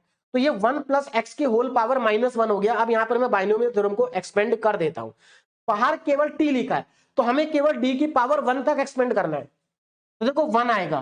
तो यहां पर बाइनोमियल थ्योरम का कौन सा फॉर्मूला लगेगा, ये वाला, 1 प्लस एक्स की होल पावर -1, क्या होता था formula 1 minus x plus x square, इस तरह से फॉर्मूला आता था हमारा, ऑल्टरनेट साइन। तो यहां पर ये 1 आएगा और minus T square upon 14 minus 9d upon 14, 1 minus x आएगा, तो ये x है, तो 1 माइनस एक्स आ गया। और इसके आगे एक्सपेंड करने की जरूरत नहीं है क्योंकि बाहर t लिखा है, तो बाहर t है, इज इक्वल टू, ये आ जाएगा, सॉरी इक्वल टू नहीं है, -1/8, 3 से 24 को कैंसिल कर देंगे, e की पावर में t, e की पावर में t, ये आ जाएगा। बस इसको और सिंप्लीफाई करना है, तो यहां से हमारा pi आ जाएगा, pi equal to 1/14, pi is equal to 1/14 plus, देखो 5/14 तो बाहर है, t को अंदर मल्टीप्लाई करो तो t इंटू 1 t आएगा, 5/14 बाहर है, 5/14 बाहर है, अंदर t इंटू 1 t आएगा। जरा ध्यान दो, अगर मैं इस t की मल्टीप्लाई d² में करूंगा तो 0 आ जाएगा, क्योंकि यहां दो बार डिफरेंशिएट होने के बाद t 0 बन जाएगा। ये बचेगा 9/14 d, मतलब t का डिफरेंशिएशन एक बार। तो चलिए मैं यहां पर लिख देता हूं पहले, माइनस d²/14, d²/14 और यहां आएगा t, -9/14 -9/14 d और t, ये आ जाएगा -1/8 और e की पावर में t। अब इसको सिंप्लीफाई करते हैं, देखिए बस आ गया हमारा pi is equal to 1/14 plus 5/14 ये t आएगा। अब देखो ये 0 आ जाएगा, -0, ये कितना आ जाएगा, माइनस का 9/14 ही आ जाएगा, और माइनस का 1/8 e की पावर में, बस ये आएगा। अब इस 5/14 को अंदर मल्टीप्लाई कर देते हैं, तो हमारे पास फाइनली जो pi आ जाएगा वो आ जाएगा 1/14 प्लस 5/14 t, और इसमें मल्टीप्लाई करूंगा तो माइनस का 45/196, 14 इंटू 14 196 होता है, माइनस का 1/8 और e की पावर में t। अब देखो ये भी पॉजिटिव, ये नंबर है, ये भी नंबर है, दोनों को ऐड कर लेते हैं, तो 1/14 और माइनस 45/196, एलसीएम कितना आएगा 196, 14 इंटू 196, 14 से कितनी बार डिवाइड होगा 14 बार, -45, तो इसका मतलब 31/196 आएगा माइनस में। तो मैं यहां पर लिख सकता हूं pi is equal to 5/14 t और माइनस का 31/96, 196, 31/196 और -1/8 e की पावर में t, ये मेरे पास आ जाएगा pi। तो हमने CF भी कैलकुलेट कर दिया, pi भी कैलकुलेट कर दिया, अब हम दोनों को ऐड करके x की वैल्यू को निकाल लेंगे, दोनों को ऐड करके x की वैल्यू को निकाल देंगे। हमें क्या निकालना था, x निकालना था ना, कहां पर थे हम, हाँ यहां से आ जाते हैं, ये x निकालना था, तो हमने CF भी निकाल दिया, pi भी निकाल दिया, दोनों को ऐड करते हैं। CF कहां है, CF हमारे पास ये रहा, C1 e की पावर -2t, C2 e की पावर -7t, तो यहां पर जो x होगा वो होगा CF प्लस pi, है ना। तो अब मैं यहां पर CF और pi को क्या करता हूं, ऐड करके लिख देता हूं, तो x is equal to CF कितना है भाई, C1 e की पावर -2t, C1 e की पावर में -2t प्लस C2 e की पावर में -7t प्लस 5/14t माइनस 31/196 और माइनस का 1/8 e की पावर में t। तो ये हमारा x का क्या आ गया, फाइनल आंसर आ गया। तो मेरे ख्याल से सबको समझ में आ गया होगा कि हमने x की वैल्यू को कैसे कैलकुलेट किया है। This is the x। बोलो भाई, समझ में आ गया सबको, x की वैल्यू कैसे कैलकुलेट की है, ये सबको समझ में अब आ गई होगी। अब आगे देखो, हमें तो y की वैल्यू भी निकालनी है, तो अब हम क्या करेंगे, y की वैल्यू को निकालने के लिए अब हम x की वैल्यू को पुट कर देंगे इक्वेशन 1 या 2 में, देखते हैं किसमें करना है। देखो x की वैल्यू को पुट करेंगे इक्वेशन 1 में, लेकिन हमें dx/dt भी चाहिए पहले, तो पहले इसको एक बार डिफरेंशिएट कर लेते हैं। तो differentiate with respect to t, तो देखो हमें क्या मिलेगा dx/dt, यहां पर मैं अब dx/dt की वैल्यू लिख रहा हूं, dx/dt, ध्यान दीजिएगा, dx/dt इज इक्वल टू कितना आएगा, डिफरेंशिएट करो t के रेस्पेक्ट में, तो देखो यहां पर -2 मल्टीप्लाई में आ जाएगा, तो -2 C1 e की पावर में -2, -2 C1 e की पावर में -2t, यहां पर माइनस में 7 आ जाएगा, तो -7c2 और e की पावर में -70। ये 5/14 बचेगा डिफरेंशिएट होने के बाद, प्लस 5/14 और ये हो जाएगा 0 और ये आपका आ जाएगा 1/8 और e की पावर में t। तो ये आ गया dx बाई dt। अब हमें क्या करना, x को dx बाई dt को इन सबको पुट करना है इक्वेशन नंबर 1 में। काफी बड़ा एक्सप्रेशन बनेगा, पहले dx बाई dt पुट करेंगे फिर x पुट करेंगे। चलिए भाई, तो पुट, अब यहां पर ध्यान देंगे, put x and dx by dt in equation number 1।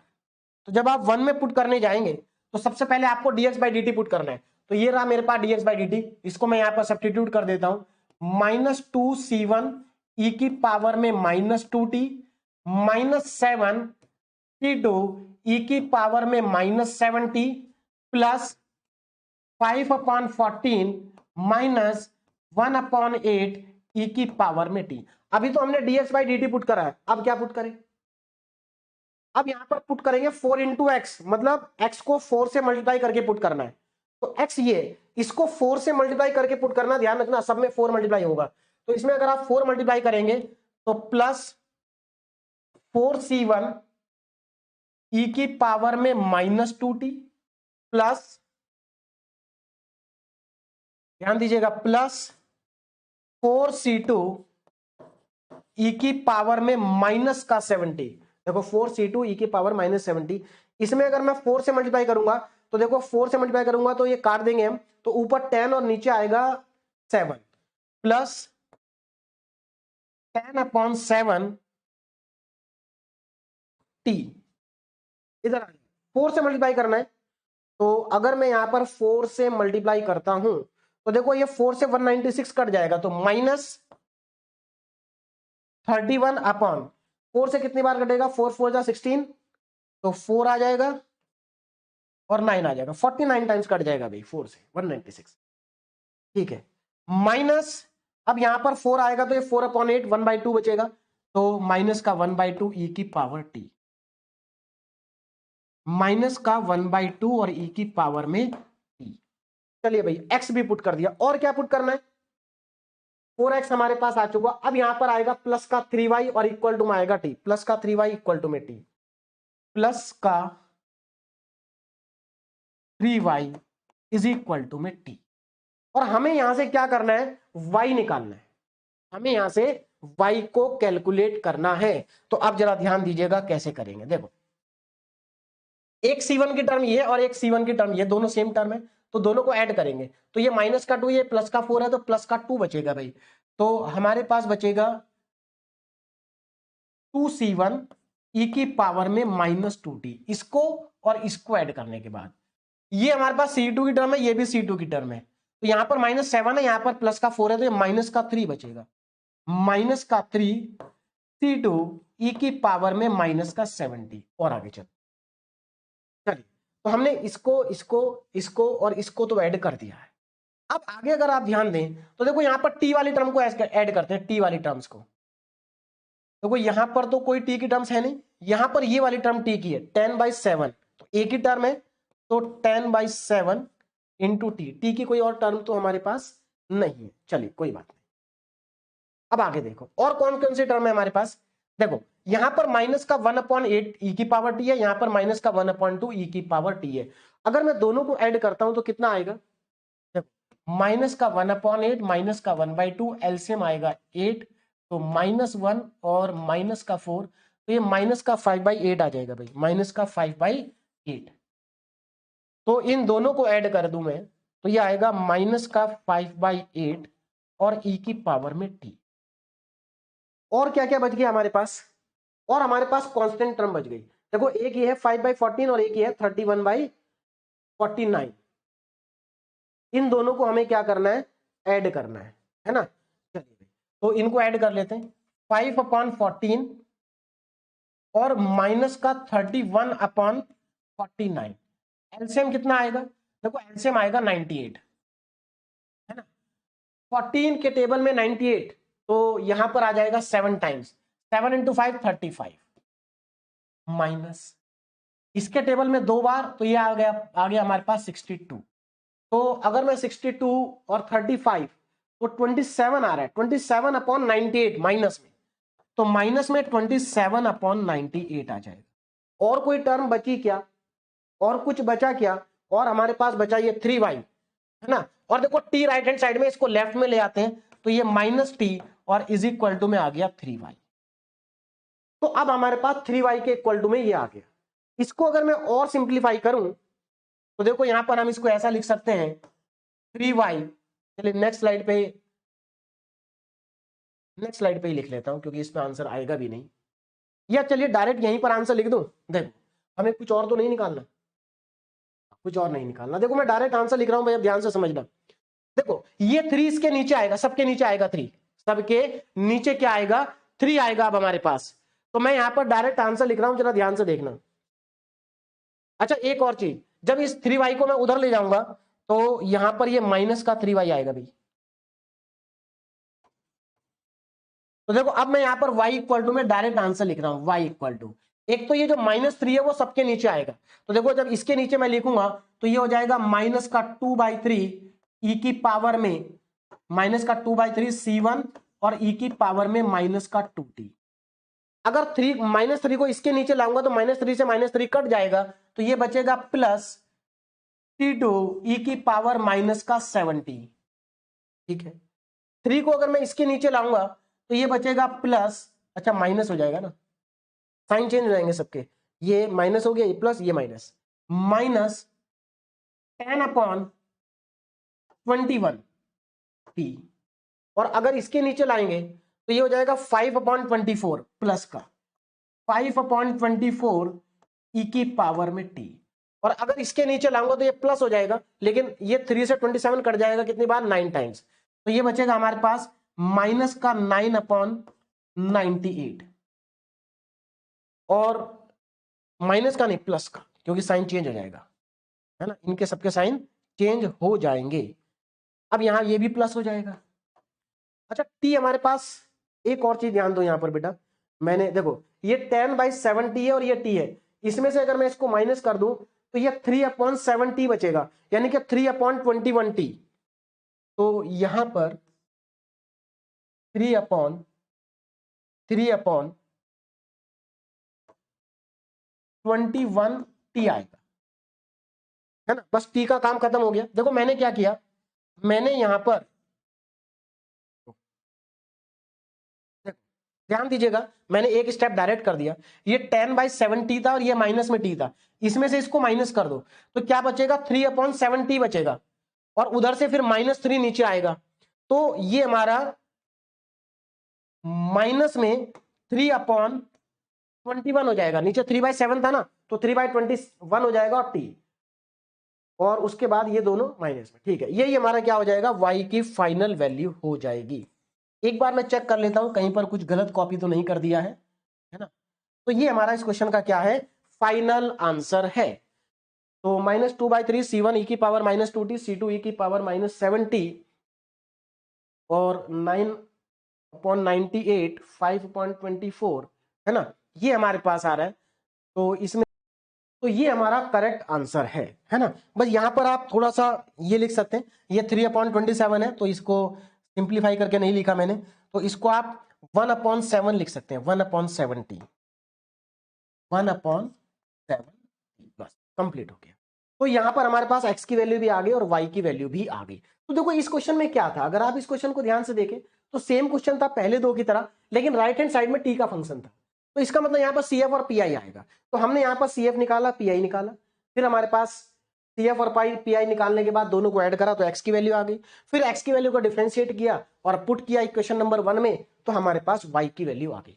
अभी तक मैंने 3 क्वेश्चन सॉल्व किए, तीनों क्वेश्चन में हमने क्या किया है, तीनों ही क्वेश्चन में हमने पहले x को निकाला और फिर x की वैल्यू को डिफरेंशिएट किया और इक्वेशन नंबर 1 में पुट किया, तो हमें y की वैल्यू मिल गई। और तीनों ही क्वेश्चन में जो हमें डिफरेंशियल इक्वेशन गिवन थी वो फर्स्ट ऑर्डर की डिफरेंशियल इक्वेशन गिवन थी, लेकिन एलिमिनेशन के बाद वो सेकंड ऑर्डर की डिफरेंशियल इक्वेशन में कन्वर्ट हो गई, मतलब हायर ऑर्डर डिफरेंशियल इक्वेशन में कन्वर्ट हो गई। और कौन से डिफरेंशियल इक्वेशन में कन्वर्ट हो गई, linear differential equation with constant coefficient. अब आगे के जो दो क्वेश्चन है वो हम सॉल्व करेंगे ऐसे क्वेश्चन जहां पर इनिशियली जो आपको डिफरेंशियल इक्वेशन गिवन होंगी वो सेकंड ऑर्डर की होंगी और हमें उनको सॉल्व करके एक्स और वाई की वैल्यू को कैलकुलेट करना है। करने का तरीका एग्जैक्टली सेम रहेगा, कुछ भी नहीं बदलेगा, है ना। देखो इस क्वेश्चन को भी आप देख सकते हैं, एकेटीयू यूनिवर्सिटी में 2024 में पूछा गया है। अब ये क्वेश्चन नो डाउट थोड़े से बड़े होंगे लेकिन इजी होंगे। यहां पर सेकंड ऑर्डर की डिफरेंशियल इक्वेशन गिवन है, तो एलिमिनेशन के बाद जो यहां पर डिफरेंशियल इक्वेशन बनेगी वो फोर्थ ऑर्डर की बनेगी। तो हमें फोर्थ ऑर्डर की डिफरेंशियल इक्वेशन को सॉल्व करना है और हम ऑलरेडी फोर्थ ऑर्डर की डिफरेंशियल इक्वेशन बहुत सारी सॉल्व कर चुके हैं। अब ध्यान दो क्वेश्चन कैसे होगा। देखो मैंने ऑलरेडी पहले से सॉल्व कर रखे हैं, आपको आसानी से समझ में आ जाएगा। बहुत सिंपल क्वेश्चन है, करने का तरीका बिल्कुल सेम रहेगा, वर्किंग रूल बिल्कुल सेम रहेगा, सब कुछ सेम तरीके से करेंगे, बस कैलकुलेशन थोड़ी सी ज्यादा होगी। यहां पर जो हमें डिफरेंशियल इक्वेशन गिवन है वो पहले से ही डी ऑपरेटर की फॉर्म में गिवन है। देखो अगर देखा जाए तो यहां पर ये क्या लिखा है, d square upon d t square, d square x upon d t square. ये क्या लिखा, 4 d t by d x, sorry 4, यहां पर लिखा है d square x upon d t और यहां पर लिखा है 4 d x upon d t. इसी तरह से यहां पर लिखा है d square y upon d t, यहां पर लिखा है d y by d T. तो हमें पहले से डी ऑपरेटर दे रखा है, कोई दिक्कत नहीं है और आसान काम हो गया। तो ये मेरी पहली इक्वेशन है, ये मेरी बाद की दूसरी इक्वेशन है, तो इनको स्टैंडर्ड फॉर्म में लिखते हैं। तो ये हमारी फर्स्ट इक्वेशन है ना, ऑलरेडी स्टैंडर्ड फॉर्म में है। कैसे, देखो x की टर्म एक साथ है, y की टर्म राइट हैंड साइड में लिखिए, y के टर्म को पहले लेफ्ट में लाना है बस। तो y के टर्म को लेफ्ट में ले आया, ये स्टैंडर्ड फॉर्म हो गई। इसमें से x की टर्म देखो एक साथ है तो x को कॉमन ले लेंगे, तो ये हमारी होगी इक्वेशन नंबर 1। अब दूसरी इक्वेशन को लिखो। जब आपने दूसरी इक्वेशन को लिखेंगे तो देखो यहां पर x की एक टर्म राइट हैंड साइड में लिखी है, इसको लेफ्ट में लिखेंगे और लेफ्ट में हमने लिख दिया, देखो ये हमने लेफ्ट में लिख दिया। अब हमें क्या करना है, x की टर्म को पहले लिखना है, y के टर्म को बाद में लिखना है, क्योंकि स्टैंडर्ड फॉर्म में x की टर्म पहले आती है, y की बाद में आती है। तो -25x और ये वाली टर्म बाद में आ जाएगी, y इसमें से कॉमन आ जाएगा। 16e की पावर t लिखा राइट हैंड साइड में, इसका मतलब pi 0 नहीं होगा, pi 0 नहीं होगा। क्लियर है, चलिए अब हमें क्या करना है, इन दोनों इक्वेशन को सॉल्व करना है और यहां पर हम y को एलिमिनेट करेंगे। तो देखो y को एलिमिनेट करने के लिए क्या करना पड़ेगा, यहां पर y का कोफिशिएंट 1 है, लेकिन यहां पर y का कोफिशिएंट देखो ये बड़ा सा कोफिशिएंट लिखा है, तो कोई दिक्कत नहीं है। इक्वेशन नंबर 1 को इसी कोफिशिएंट से मल्टीप्लाई कर देते हैं, तो multiply 1 by d square plus 4d plus 4। तो जब आप इस कोफिशिएंट से इस y इक्वेशन नंबर 1 को मल्टीप्लाई करेंगे तो यहां पर ये आ जाएगा, बस उसके बाद दोनों को ऐड कर देंगे, y क्या हो जाएगा, एलिमिनेट। तो देखो इसको मैंने मल्टीप्लाई कर दिया इससे, तो सीधी सी बात है यहां पर एक क्वाड्रेटिक फैक्टर पहले से एक और आ जाएगा, एक यहां पर आ जाएगा। इक्वेशन नंबर 2 में हमने किसी से मल्टीप्लाई नहीं करा, तो सेम कॉपी कर देंगे, x के नीचे x और y के नीचे y। अब देखो यहां पर ये नेगेटिव है, ये पॉजिटिव है, तो दोनों क्या हो जाएंगे, कैंसिल आउट हो जाएंगे ऐड करने पे, बस।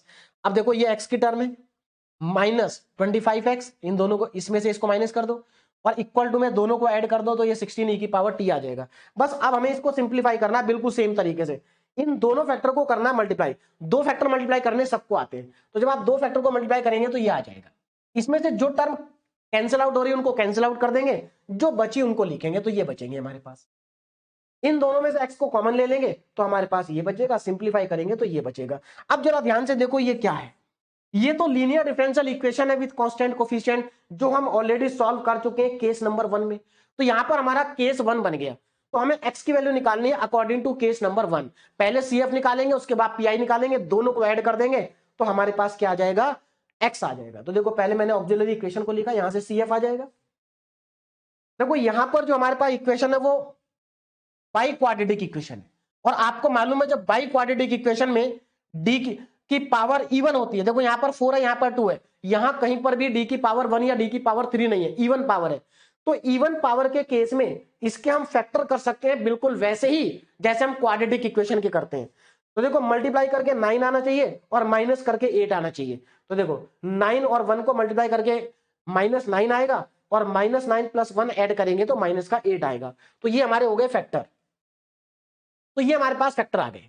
जब हम दोनों को अलग अलग जीरो रखेंगे तो यहां से हमें वैल्यू मिलेगी +3 और -3, और यहां से हमें वैल्यू मिलेगी 0 ± आयोटा इमेजिनरी रूट। तो एक पेयर हमें कॉम्प्लेक्स रूट का मिल रहा है, दो हमें रियल और डिफरेंट रूट मिल रहे हैं। तो रियल और डिफरेंट रूट के लिए CF का फॉर्मूला ये हो गया और इस पेयर के लिए ये हो गया, बस इसमें वैल्यू पुट कर दो तो ये हमारे पास CF आ चुका। उसके बाद पीआई निकालना। पीआई बहुत आसान है, इसका फॉर्मूला लगाएंगे पीआई का, है ना। तो यहां पर देखो क्या करना, डी की जगह आपको 1 पुट करना, क्योंकि टी का कोफिशिएंट 1 है। तो डी की जगह अगर आप 1 पुट करके इसको सिंप्लीफाई करेंगे तो ये आपके पास पीआई आ जाएगा, और जब आप सीएफ और पीआई को ऐड करेंगे तो ये आपके पास एक्स आ जाएगा। बोलो बात समझ में आ गई? एक्स हमारे पास आ चुका।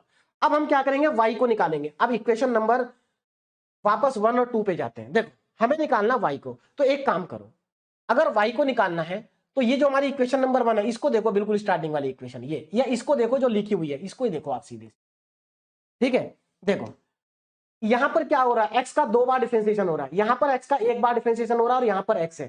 तो अगर मैं पहले एक्स का 1 बार डिफरेंशिएशन कर दूं, फिर 2 बार कर दूं, तो मैं क्या कर सकता हूं, यहां पर जब एक्स का 1 बार डिफरेंशिएशन करेंगे तो हमें डीएक्स मिलेगा, और 2 बार करेंगे तो हमें ये मिलेगा, और एक्स हमारे पास पहले से है। तो तीनों को लाके अगर मैं यहां पुट कर दूंगा तो मुझे वाई की वैल्यू मिल जाएगी। इसका मतलब मुझे पहले एक्स को 2 बार डिफरेंशिएट करना पड़ेगा। करते हैं, बहुत आसान है। इसको 1 बार डिफरेंशिएट करो टी के रेस्पेक्ट में, तो देखो अगर 1 बार करेंगे तो डीएक्स। अब आप कहेंगे सर ये क्या लिख दिया, डीएक्स बाई डी क्यों नहीं लिखा? अरे भाई डी बाई डी की जगह हम डी लिख सकते हैं ना, तो जैसा हमें क्वेश्चन गिवन है वैसा ही हम लिखेंगे। तो इसको टी के रेस्पेक्ट में डिफरेंशिएट करेंगे तो डीएक्स आ जाएगा। अब इसको डिफरेंशिएट कर दो, तो देखो ये 3 मल्टीप्लाई में आ जाएगा, 3c1 e की पावर 3t। ये माइनस है, -3 है तो -3 मल्टीप्लाई में आएगा, c2 e की पावर -3। यहां पर cos t का होता है माइनस साइन टी, तो देखो माइनस हो गया। साइन का होता है cos, तो cos हो गया। यहां पर e की पावर t का e की पावर t होगा। उसके बाद इसको 1 बार और डिफरेंशिएट कर दो तो डी स्क्वायर एक्स आ जाएगा, पूरा 1 बार और कर दीजिए। उसके बाद dx को, डी स्क्वायर एक्स को और x को, इन तीनों को उठा करके आप एकदम स्टार्टिंग वाली इक्वेशन में पुट कर दो, है ना, या 1 में पुट कर दो, बात एक ही है। तो जब आप पुट कर देंगे इन सबको, तीनों को, तो देखो ये इस तरह से लंबा सा एक्सप्रेशन बनेगा भैया, और सिंप्लीफाई करके ये आपका फाइनल आंसर आ जाएगा। तो ये y की वैल्यू है और ये x की वैल्यू है। अब आपको क्वेश्चन समझ में आ गए होंगे कि क्वेश्चन चाहे कैसा भी हो, करने का तरीका सेम है, वर्किंग रूल सेम है, बस थोड़ी सी मेहनत करनी है कि क्वेश्चन लेंथी होंगे थोड़े से, है ना। चलिए अगले क्वेश्चन पे चलते हैं। एक और क्वेश्चन मैंने ऑलरेडी सॉल्व कर रखा है, ये क्वेश्चन भी सेम है, बिल्कुल ऐसा ही है जैसा हमने अभी अभी किया है, लेकिन यहां पर हल्का सा माइनर सा डिफरेंस आएगा, उसीलिए मैं आपको यहां इस क्वेश्चन को समझाने वाला हूं। देखो सेकंड ऑर्डर की डिफरेंशियल इक्वेशन है, ये भी सेकंड ऑर्डर की differential equation, right hand side given है, तो सीएफ और पीआई दोनों निकलेगा, और ये क्वेश्चन भी एकेटीयू में आ चुका है 2022 में। चलिए करने का तरीका सेम है। देखो हमारे पास जो इक्वेशन है, मैं उसमें पहले ही डी बाई डी टी की जगह कैपिटल डी पुट कर देता हूं। तो देखो ये हो जाएगा हमारा डी स्क्वायर एक्स, ये हो जाएगा हमारा डी वाई, ये हो जाएगा हमारा 3x e की पावर -t। इसी तरह से डी स्क्वायर, है ना, हाँ डी स्क्वायर, अच्छा इसमें से मैंने हाँ ध्यान दो, स्टैंडर्ड फॉर्म में लिख दिया मैंने 3x को। देखो ये डी स्क्वायर एक्स है, ये 3x है, तो इन दोनों में से x कॉमन आएगा तो डी स्क्वायर प्लस 3x हो जाएगा, और ये प्लस का dy इक्वल टू में e की पावर -t, इक्वेशन नंबर 1। तो मैंने क्या किया, यहां पर dy dt की जगह d पुट कर दिया और इसको स्टैंडर्ड फॉर्म में लिख दिया। सिमिलरली अब इसके साथ भी ऐसा ही करेंगे, है ना, डी स्क्वायर डी स्क्वायर के डी स्क्वायर आएगा, और dx बाई dt की जगह क्या आएगा, t आएगा, और यहां पर 3y। अब यहां पर x के टर्म को पहले लिखना, y के टर्म को बाद में लिखना है, तो यहां पर x के टर्म को पहले लिखा, y के टर्म को बाद में लिखा, ये इक्वेशन नंबर 2 आ गई। दोनों इक्वेशन हमारी स्टैंडर्ड फॉर्म में है। अब y को एलिमिनेट करना है। देखो यहां पर y का कोफिशिएंट d है और यहां पर y का कोफिशिएंट डी स्क्वायर प्लस 3 है, कोई दिक्कत नहीं है। एक काम करते हैं, इसको मल्टीप्लाई कर देते हैं डी स्क्वायर प्लस 3 से, इक्वेशन नंबर 1 को, और इसको मल्टीप्लाई कर देते हैं d से। मतलब सीधा सा बात है, y यहां पर जो y का कोफिशिएंट है, तो y के कोफिशिएंट से इसमें मल्टीप्लाई करना है, और इस वाले y के कोफिशिएंट से इसमें मल्टीप्लाई करना है। तो जब आप ऐसा करेंगे, इक्वेशन 1 को डी स्क्वायर प्लस 3 से मल्टीप्लाई करेंगे और 2 को d से मल्टीप्लाई करेंगे, तो देखो क्या आएगा, इसको मल्टीप्लाई करना है डी स्क्वायर प्लस 3 से, तो देखो डी स्क्वायर प्लस 3 पहले से एक और आ जाएगा तो होल स्क्वायर हो जाएगा, यहां पर d पहले से डी स्क्वायर प्लस 3 और आ जाएगा, और यहां पर e की पावर -t पहले से डी स्क्वायर प्लस 3 और आ जाएगा। ठीक है, इस वाली को मल्टीप्लाई करना है d से, तो देखो यहां पर -4d तो पहले था, एक और आ जाएगा d, तो माइनस का 4d स्क्वायर हो जाएगा। यहां पर डी स्क्वायर प्लस 3 पहले से d और आ जाएगा, और यहां पर भी d और आ जाएगा। अब देखो दोनों के साइन सेम हो रहे हैं, तो हमें साइन चेंज करना पड़ेगा, सब्ट्रैक्ट करना पड़ेगा, तो सबके साइन चेंज कर दिए, ये कैंसिल हो गया। इसमें से इसको देखो, इसका साइन हो गया प्लस, तो इसमें इसको ऐड कर देंगे, इसमें से इसको माइनस कर देंगे, ये आ जाएगा। बस इसके बाद सिंप्लीफिकेशन करना है, यहां डी स्क्वायर प्लस 3 का होल स्क्वायर का ब्रैकेट ओपन कर देना है, तो ब्रैकेट ओपन करने पे ये आएगा, है ना।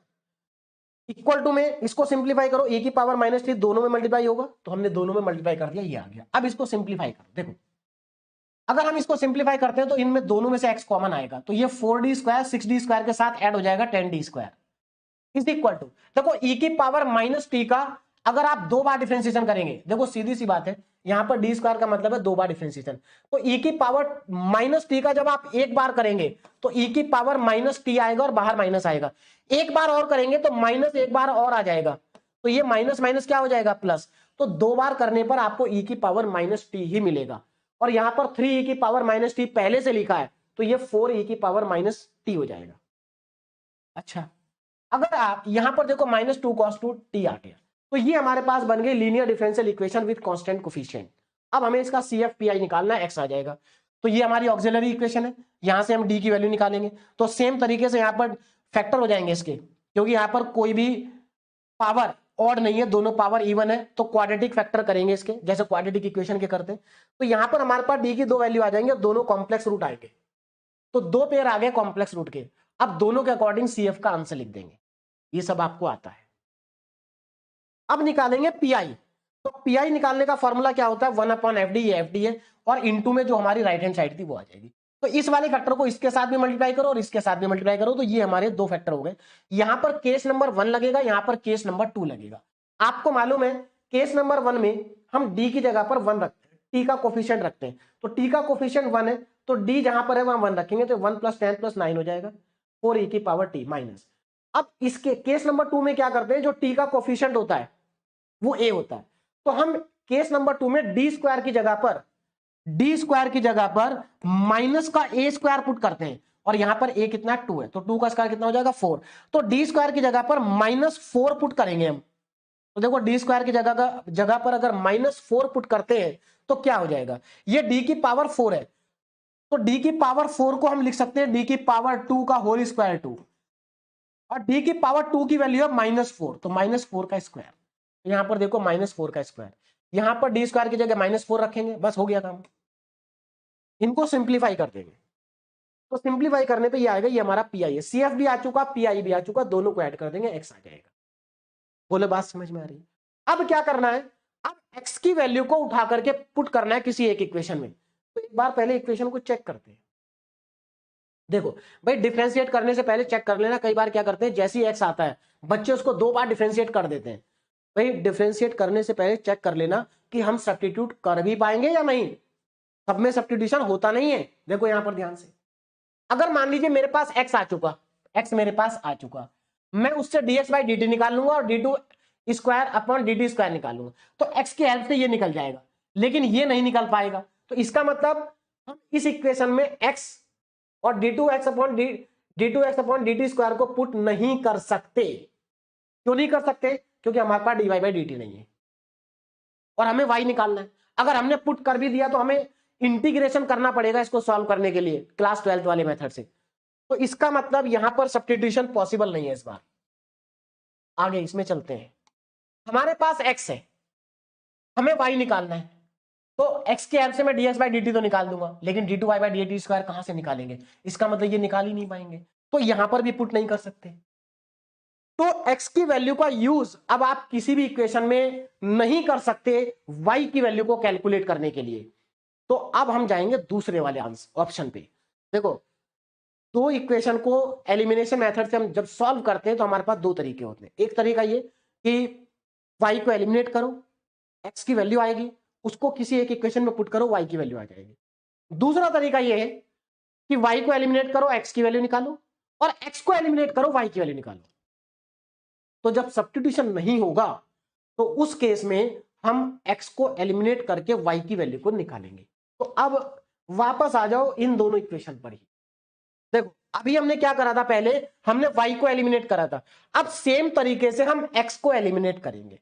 अब देखो, x को एलिमिनेट करने के लिए क्या करना पड़ेगा, भाई सीधी सी बात है, यहां पर x का कोफिशिएंट d स्क्वायर प्लस 3 है और यहां पर x का कोफिशिएंट 4d है, तो एक काम करो, 4d से इक्वेशन नंबर 1 को मल्टीप्लाई कर दो और d स्क्वायर प्लस 3 से इक्वेशन नंबर 2 को मल्टीप्लाई कर दो, तो x के कोफिशिएंट सेम हो जाएंगे, दोनों को ऐड कर देना, x एलिमिनेट हो जाएगा, y में आपको डिफरेंशियल इक्वेशन मिल जाएगी, और उसके बाद y में जो डिफरेंशियल इक्वेशन मिलेगी आपको उसके लिए CF निकालना, PI निकालना, दोनों को ऐड करेंगे, y की वैल्यू आ जाएगी। मतलब क्वेश्चन काफी बड़ा हो जाएगा क्योंकि मेहनत 2 बार करनी पड़ेगी। देखो, मैंने वही लिखा है। इक्वेशन 1 को 4d से मल्टीप्लाई करेंगे, 2 को d स्क्वायर प्लस 3 से मल्टीप्लाई करेंगे, तो हमारे पास ये दो इक्वेशन आ जाए। मल्टीप्लाई करने के बाद ये मिलेगा। देखो ये x वाला पार्ट अब इस बार एलिमिनेट हो गया, y वाला बच गया। तो अब हमारे पास y में एक डिफरेंशियल इक्वेशन बन जाएगी। देखो ये बन गई, ये y में डिफरेंशियल इक्वेशन बन गई। तो अब हमें क्या करना है, इसका CF निकालना है। देखो CF निकाल चुका मैं, फिर हमें PI निकालना है। तो यहां पर देखो PI, जब आप PI निकालेंगे, ध्यान दीजिएगा, PI निकालेंगे तो इस वाले फैक्टर को इसमें मल्टीप्लाई करेंगे, इसमें, यानी कि यहां पर केस 1 बनेगा, यहां पर केस 2 बनेगा, सेम पहले की तरह। बस CF आ गया आपके पास, PI आ जाएगा आपके पास, दोनों को ऐड कर देना तो आपके पास y आ जाएगा। तो अब आपको समझ में आ गया होगा कि कभी ऐसा भी हो सकता है कि हम x की वैल्यू को तो निकाल लें, लेकिन x की वैल्यू को पुट करके y की वैल्यू नहीं आएगी। तो उस केस में आपको क्या करना है, उस केस में आपको x को एलिमिनेट करना पड़ेगा y को निकालने के लिए। तो मेरे ख्याल से अब आपको समझ में आ गया होगा। बहुत इंपॉर्टेंट टॉपिक था आज के लेक्चर का, और यहां पर मैंने मैक्सिमम क्वेश्चन आपको कराने की कोशिश करी है। ये 5 क्वेश्चन अगर आप कर लेते हैं तो मुझे नहीं लगता कि आपका इस टॉपिक का कोई भी क्वेश्चन एग्जाम में गलत होगा। और अगर आपको एक्स्ट्रा क्वेश्चन प्रैक्टिस करने हैं तो यहाँ पर 4 और क्वेश्चन है, इनको आप प्रैक्टिस कर सकते हैं, है ना, अच्छे क्वेश्चन है। तो यहां पर हमारा जो लास्ट टॉपिक था यूनिट 1 का वो भी कंप्लीट हो गया, और इसी के साथ हमारी यूनिट नंबर 1 कंप्लीट हो चुकी है। तो यूनिट 1 को हमने कंप्लीट किया है 12 लेक्चर्स में। जो यूनिट 1 का पहला लेक्चर था उसमें हमने डिफरेंशियल इक्वेशन का बेसिक्स कवर किया था, जो यूनिवर्सिटी एग्जाम में जनरली पूछा नहीं जाता है, लेकिन यूनिट 1 को समझने के लिए इंपॉर्टेंट था। सिलेबस हमने स्टार्ट करा था लेक्चर नंबर 2 से, इसका मतलब यूनिट 1 को हमने 11 लेक्चर्स में कंप्लीट किया है। पहले लेक्चर, जो लेक्चर नंबर 2 था हमारा, उसमें हमने CF कैलकुलेट करना सीखा था, CF के चारों केस हमने कैलकुलेट उसमें पढ़े थे। उसके बाद PI के 6 केस को हमने 6 लेक्चर में कंप्लीट किया। उसके बाद हमने यूलर कॉची इक्वेशन पढ़ी, उसके बाद हमने चेंज ऑफ वेरिएबल पढ़ा, उसके बाद हमने वेरिएशन ऑफ पैरामीटर को पढ़ा, और उसके बाद आज लास्ट में हमने साइमल्टेनियस लीनियर डिफरेंशियल इक्वेशन को कंप्लीट किया। तो इस तरह से हमारी यूनिट नंबर 1 कंप्लीट हो जाती है, और यूनिट नंबर 1 का एक एक टॉपिक इंपॉर्टेंट है। बात समझ में आ रही, एक एक टॉपिक क्या है, इंपॉर्टेंट है। तो हर एक टॉपिक को आपको अच्छे से तैयार करना है, और इस यूनिट में फुल मार्क्स लेकर के आने हैं एग्जाम में। तो आप के जो भी डाउट है उनको पहले क्लियर करिए, यूनिट नंबर 1 के सारे क्वेश्चन अच्छे से प्रैक्टिस करिए। नेक्स्ट लेक्चर में हम स्टार्ट करेंगे unit number 2। Okay, thank you very much.